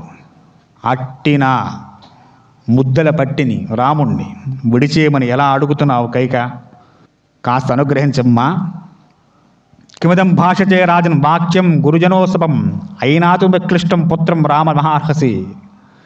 ఓ రాజా, విషవ్యాధి రోగి వెలే ఎందుకు ఇలా పొరలాడుతున్నావు? ఏదో ఏమైనా పాము కుట్టిన వాళ్ళలాగా, విషం పాకిన వాళ్ళలాగా దులుతున్నావు పిచ్చేళ్ళలాగా. ఎందుకయ్యా ఇవన్నీ? నీకేమైనా సత్యం మీదగా శ్రద్ధ ఉంటే, సత్యవాక్ పరిపాలకులు అయితే రేపు పొద్దున రాముని అరణ్యానికి పంపించి భరతుని పట్టాభిషేకం చేయి. నువ్వు చేయాల్సిన పని ఒక్కటే, ఇంక చేసేది ఏం లేదయ్యా. చాలా కర్కశంగా మాట్లాడింది ఆవిడ. తత ప్రభాతం రజని ఉదితేచ దివాకరే పుణ్యే నక్షత్రయోగేచ ముహూర్తి సమాహితా. రాత్రి గడిచిపోయింది, సూర్యోదయం అవుతోంది. గురువులు వశిష్ఠాది మహర్షి గారు వచ్చారు. సుమంత్రుని పిలిచారు ఆస్థానాలకు వెళ్ళి, సుమంత పట్టాభిషేకానికి అన్ని సిద్ధం చేయాలి. మహారాజు గారు ఎక్కడ? సూర్యోదయం కావస్తోంది. ఈ పాటికే మహారాజు గారు లేచి సంధ్యావందన కార్యక్రమాలు చేసుకుని ఆస్థానంలోకి వచ్చి ఉండాలి. ఇంకా రాజుగారు రాలేదు కాబట్టి సుమంత వెళ్ళు. సంవృష్టం పూజోజేతం సమృద్ధి విపణానం మహోత్సవ సమకీర్ణం రాఘవార్జ సముత్సుకాం. పట్టాభిషేకానికి సమయం సిద్ధమవుతోంది. మంత్రులు, సామంతులు, జానపదులు అందరూ విచ్చేసి ఉన్నారు. పండితులు వేదోచ్చారణకు సిద్ధంగా ఉన్నారు పుణ్యావచనాలు చేయడానికి. కాబట్టి దశరథుని వెంటనే ఈవేళ ఏమిటి అంత ముద్దురద్రేమిటయ్యా మహారాజు గారికి, ఈవేళ పడుకున్నట్టేమిటి అలాగా లేపి తీసుకురమ్మన్నారు. సుమంతుడు వెళ్ళేట దశరథ యొక్క అంతఃపురానికి. మహారాజు గారు లేరు అక్కడ. ఇమే గంగోదుకాంఘట సాగరప్చిచ్చ కాంచన ఔదంబరం భద్రపీఠం అభిషేకాంత సముద్రం. పట్టాభిషేకానికి సముద్ర జలాలు తీసుకొచ్చారు, గంగాది నదీ జలాలు తీసుకొచ్చారు. ఆ కలశాలని సిద్ధం చేశారు. మేడి చెక్కడతో చేసినటువంటి సింహాసనం సిద్ధం చేసి ఉంచారు. ఇవన్నీ పట్టాభిషేకానికి కాలం సామాలు. వివిధాలైన ధాన్యాలు, గంధాలు, నానావిధ రత్నాలు, తేనెలు, పెరుగులు, నేతులు, పేలాలు, దర్భలు, పువ్వులు, పాలు ఇవన్నీ కూడా సిద్ధం చేసి రెడీగా ఉన్నాయి. రాజుగారిని తొందరగా చాలా వేగంగా సభలోకి రమ్మని చెప్పు అని చెప్పి వశిష్ఠుల వారు చెప్పగానే సుమంత్రుడు వెళ్ళాడు. దశరథ అంతఃపురంలో మహారాజు గారు లేరు. అడిగారు పరిచారకుడిని, అయ్యా మహారాజు ఎక్కడ? కైకేయి అంతఃపురంలో ఉన్నారని చెప్పారు. అక్కడి నుంచి బయలుదేరి కైకేయి అంతఃపురానికి వెళుతున్నాడు సుమంత్రుడు. అక్కడికి వెళ్ళాడు. ఉత్తిష్టాసు మహారాజా కృతకౌతుకో మంగళ విరాజమానో వపుష మేరోర్విధవాకర. ఓ మహారాజా, మీకు మంగళం, మీకు శుభం కలుగ్గాక. పట్టాభిషేక మహోత్సవ సమయం దగ్గర పడుతోంది. మహారాజా మీరు లేవాలి, రావాలి. గురువుగారు వేచి ఉన్నారు మీ గురించి. గురువుగారు వేచి ఉండకూడదని మనం వేచి ఉండాలి ఆయన గురించి. అటువంటి వశిష్ఠుల వారు వచ్చేసి పట్టాభిషేకం కోసం ఆయన వేచి ఉన్నారు. కాబట్టి మహారాజా మీరు తొందరగా రావాలి. ఓ రాజా, సోమసూర్యచ కాకుస్థ శివవీరణ శ్రవణాస్పి వరుణాచాగ్నిరింద్రశ్చ విజయం ప్రదర్శించది. సూర్యచంద్రుడు, పరమేశ్వరుడు, కుబేరుడు, వరుడు, అగ్ని, దేవేంద్రుడు మనకు దేవతందరూ కూడా నీకు విజయాన్ని ఇవ్వడానికి సిద్ధంగా ఉన్నారయ్యా. ఓ రాజేంద్ర, సకల శుభాలు చేకూర్చే రాత్రి గడిచిపోయింది, శుభోదయం అయిపోయింది. పట్టాభిషేక కార్యక్రమాన్ని సిద్ధంగా ఉన్నాయి. శ్రీరామ పట్టాభిషేకానికి ముందుగా చేసిన కార్యక్రమాలు కొన్ని ఉంటాయి. అవన్నీ తండ్రిగా మీరే దగ్గర నిర్వర్తన చేయాలి. కాబట్టి ఓ ప్రభు, మీరంతా తొందరగా రావాలి అని చెప్పి సుమంతుడు వెళ్ళి అనేక రకాల మంగళవచనాలు చెప్పి దశరథ మహారాజు గారిని తీసుకురావడం కోసం కైకేయి యొక్క అంతఃపురానికి వెళ్ళి ఈ వాక్కులన్నీ పలుకుతున్నట్టు. రాత్రంతా కర్ణ కఠోరమైన వినకూడని మాటలు విని హృదయమంతా శోకతప్తమైపోయి కళ్ళు ఎర్రబడిపోయి నిద్రలేక శోకతప్తులై ఉన్న దశరథ మహారాజు చెవుల్లో ఇవన్నీ సూదులు పెట్టి పొడుస్తున్నట్టుగా ఉన్నాయట. రాత్రంతా పట్టాభిషేకం వద్దు, రాముడు వనవాసానికి వెళ్ళాలని చెప్పి నానా వచనాలు మాట్లాడింది కైక. పొద్దునొచ్చి సుమంతుడు పట్టాభిషేకం ముహూర్తం సమీపిస్తోంది, మంగళవాద్యాలు మోగుతున్నాయి, వేదవచనాలు దొరుకుతాయని చూస్తున్నాడు. ఇవన్నీ ఆయనకి చాలా ఖేదాన్ని కలిగించాయి. ఆయనలో ధైర్యం సడలిపోయింది, చేతులు కాళ్ళు వడుకుతున్నాయి. అసలే వయసు బాగా పైపడ్డవాడు దశరథ మహారాజు, 60,000 సంవత్సరాలు, ఏం చెప్తాం. కాబట్టి ఈ వాక్యాలు ఎప్పుడైతే సుమంతుడు నోటి విన్నాడో ఆయనకి చెవుల్లో ఎవరో శూలాలు పెట్టి పొడుస్తున్నంత బాధ కలుగుతుందట. సుమంత్ర రాజా రజనీ మహర్షి సముత్సక ప్రజాగరి ప్రశాంతో నిద్రయా వసమేవనాన్. ఓ సుమంత్ర, కైకమ్మ చెబుతోందట, రాత్రంతా మహారాజు గారు ఈ రామాభి పట్టాభిషేకాన్ని ఏ విధంగా చేయాలా ఏమిటా అని చెప్పి చాలా ఆలోచన చేసేవారయ్యా. ఆ ఆనందంతో నిద్ర పట్టలేదు మహారాజు గారికి. కాబట్టి రాముడితో ఏదో మాట్లాడాలనుకుంటున్నారు, నువ్వు తక్షణం వెళ్ళి రామచంద్రమూర్తి వారిని సరాసరి ఈ మందిరానికి తీసుకురా అని చెప్పింది. అశ్రుత్వా రాజవచనం కథం గచ్చామి భామిని త్రచ్చుత్వా మంత్రినో వాక్యం రాజా మంత్రినమబ్రవీత్. కైకమ్మ, మీకు నమస్కారం. రాజుగారు చెప్పకుండా వెళ్ళడం ఎలాగా? మీరు చెప్పారు బాగానే ఉంది. రేపు పొద్దున్న రాజుగారు వచ్చి నేను చెప్పకుండా ఎందుకు తీసుకొచ్చారు అంటే ఏం చెప్పాలి నేను? కాబట్టి రాజుగారిగా చెప్పాలి. ఒక్కసారి దశరథ మహారాజు గారిని ఒక్క మాట చెబితే సుమంత్రుడు వీళ్ళు రాముడు తీసుకొస్తాడు. మహారాజు గారు నోటి వెంట మాట రావడం లేదండి. ఆయన్ని అన్ని రకాలుగా ఎలా బంధించాలో అన్ని విధాలుగా బంధించి కూర్చోబెట్టింది. సుమంత్రత్యమితం వ్యాసం త్వరితం చోదసత్తమ వ్యక్తం రామాభిషేకార్థం విహాయశ్చ ధర్మవిత్. పైకి దుఃఖంతో నిండిపోయినటువంటి మాటలు కంట నుంచి బయటికి రాలేక వస్తున్న మాటలతో దశరథ మహారాజు గారు, సుమంత్ర, నా రాముణ్ణి, నా బహిప్రాణాన్ని చూడాలని తన తండ్రి కోరుకుంటున్నాడని చెప్పి తీసుకురావయా అని ఒక్క మాట మాట్లాడి మౌనం వహించారు. సుమంతుడు, సరే మహారాజా, తప్పక. ఇది సూతో మతిం కృత్వా హర్షేణ మహతామృత నిర్దగాన మహాబాహు రాఘవస్య దిచుక్షు. దశరథ ముఖం సుమంతుడు చూడలేదు, ఆయన ఎలా ఉన్నాడు. ఆయన లోపల ఉన్నాడు, కింద పడుకుని దొల్లుతున్నాడు. ఈవిడ చెప్పేసింది కైకమ్మ వచ్చి. సుమంతుడు రాముడు దశరథ మాటలు విన్నాడు. తప్పకుండా మహారాజు, తప్పక తీసుకొస్తానని చెప్పి సుమంతుడు రథం కట్టుకుని రామచంద్రమూర్తి వారి అంతఃపురానికి వెళ్ళేరుట. ఆయన ఏ విధంగా రాముడు తీసుకొచ్చారో, తర్వాత రాముడు ప్రయాణం ఏ విధంగా సాగిందో వచ్చే వారం తెలిసిన ప్రయత్నం చేద్దాం. స్వస్తి స్వస్తి ప్రియాభ్యాం పరిపాలయంతాం న్యాయేన మార్గేణ మహీమహీచాం. గోబ్రాహ్మణేభ్య సమస్తు నిత్యం లోకా సమస్తా సుఖినో భవంతు. స్వస్తి.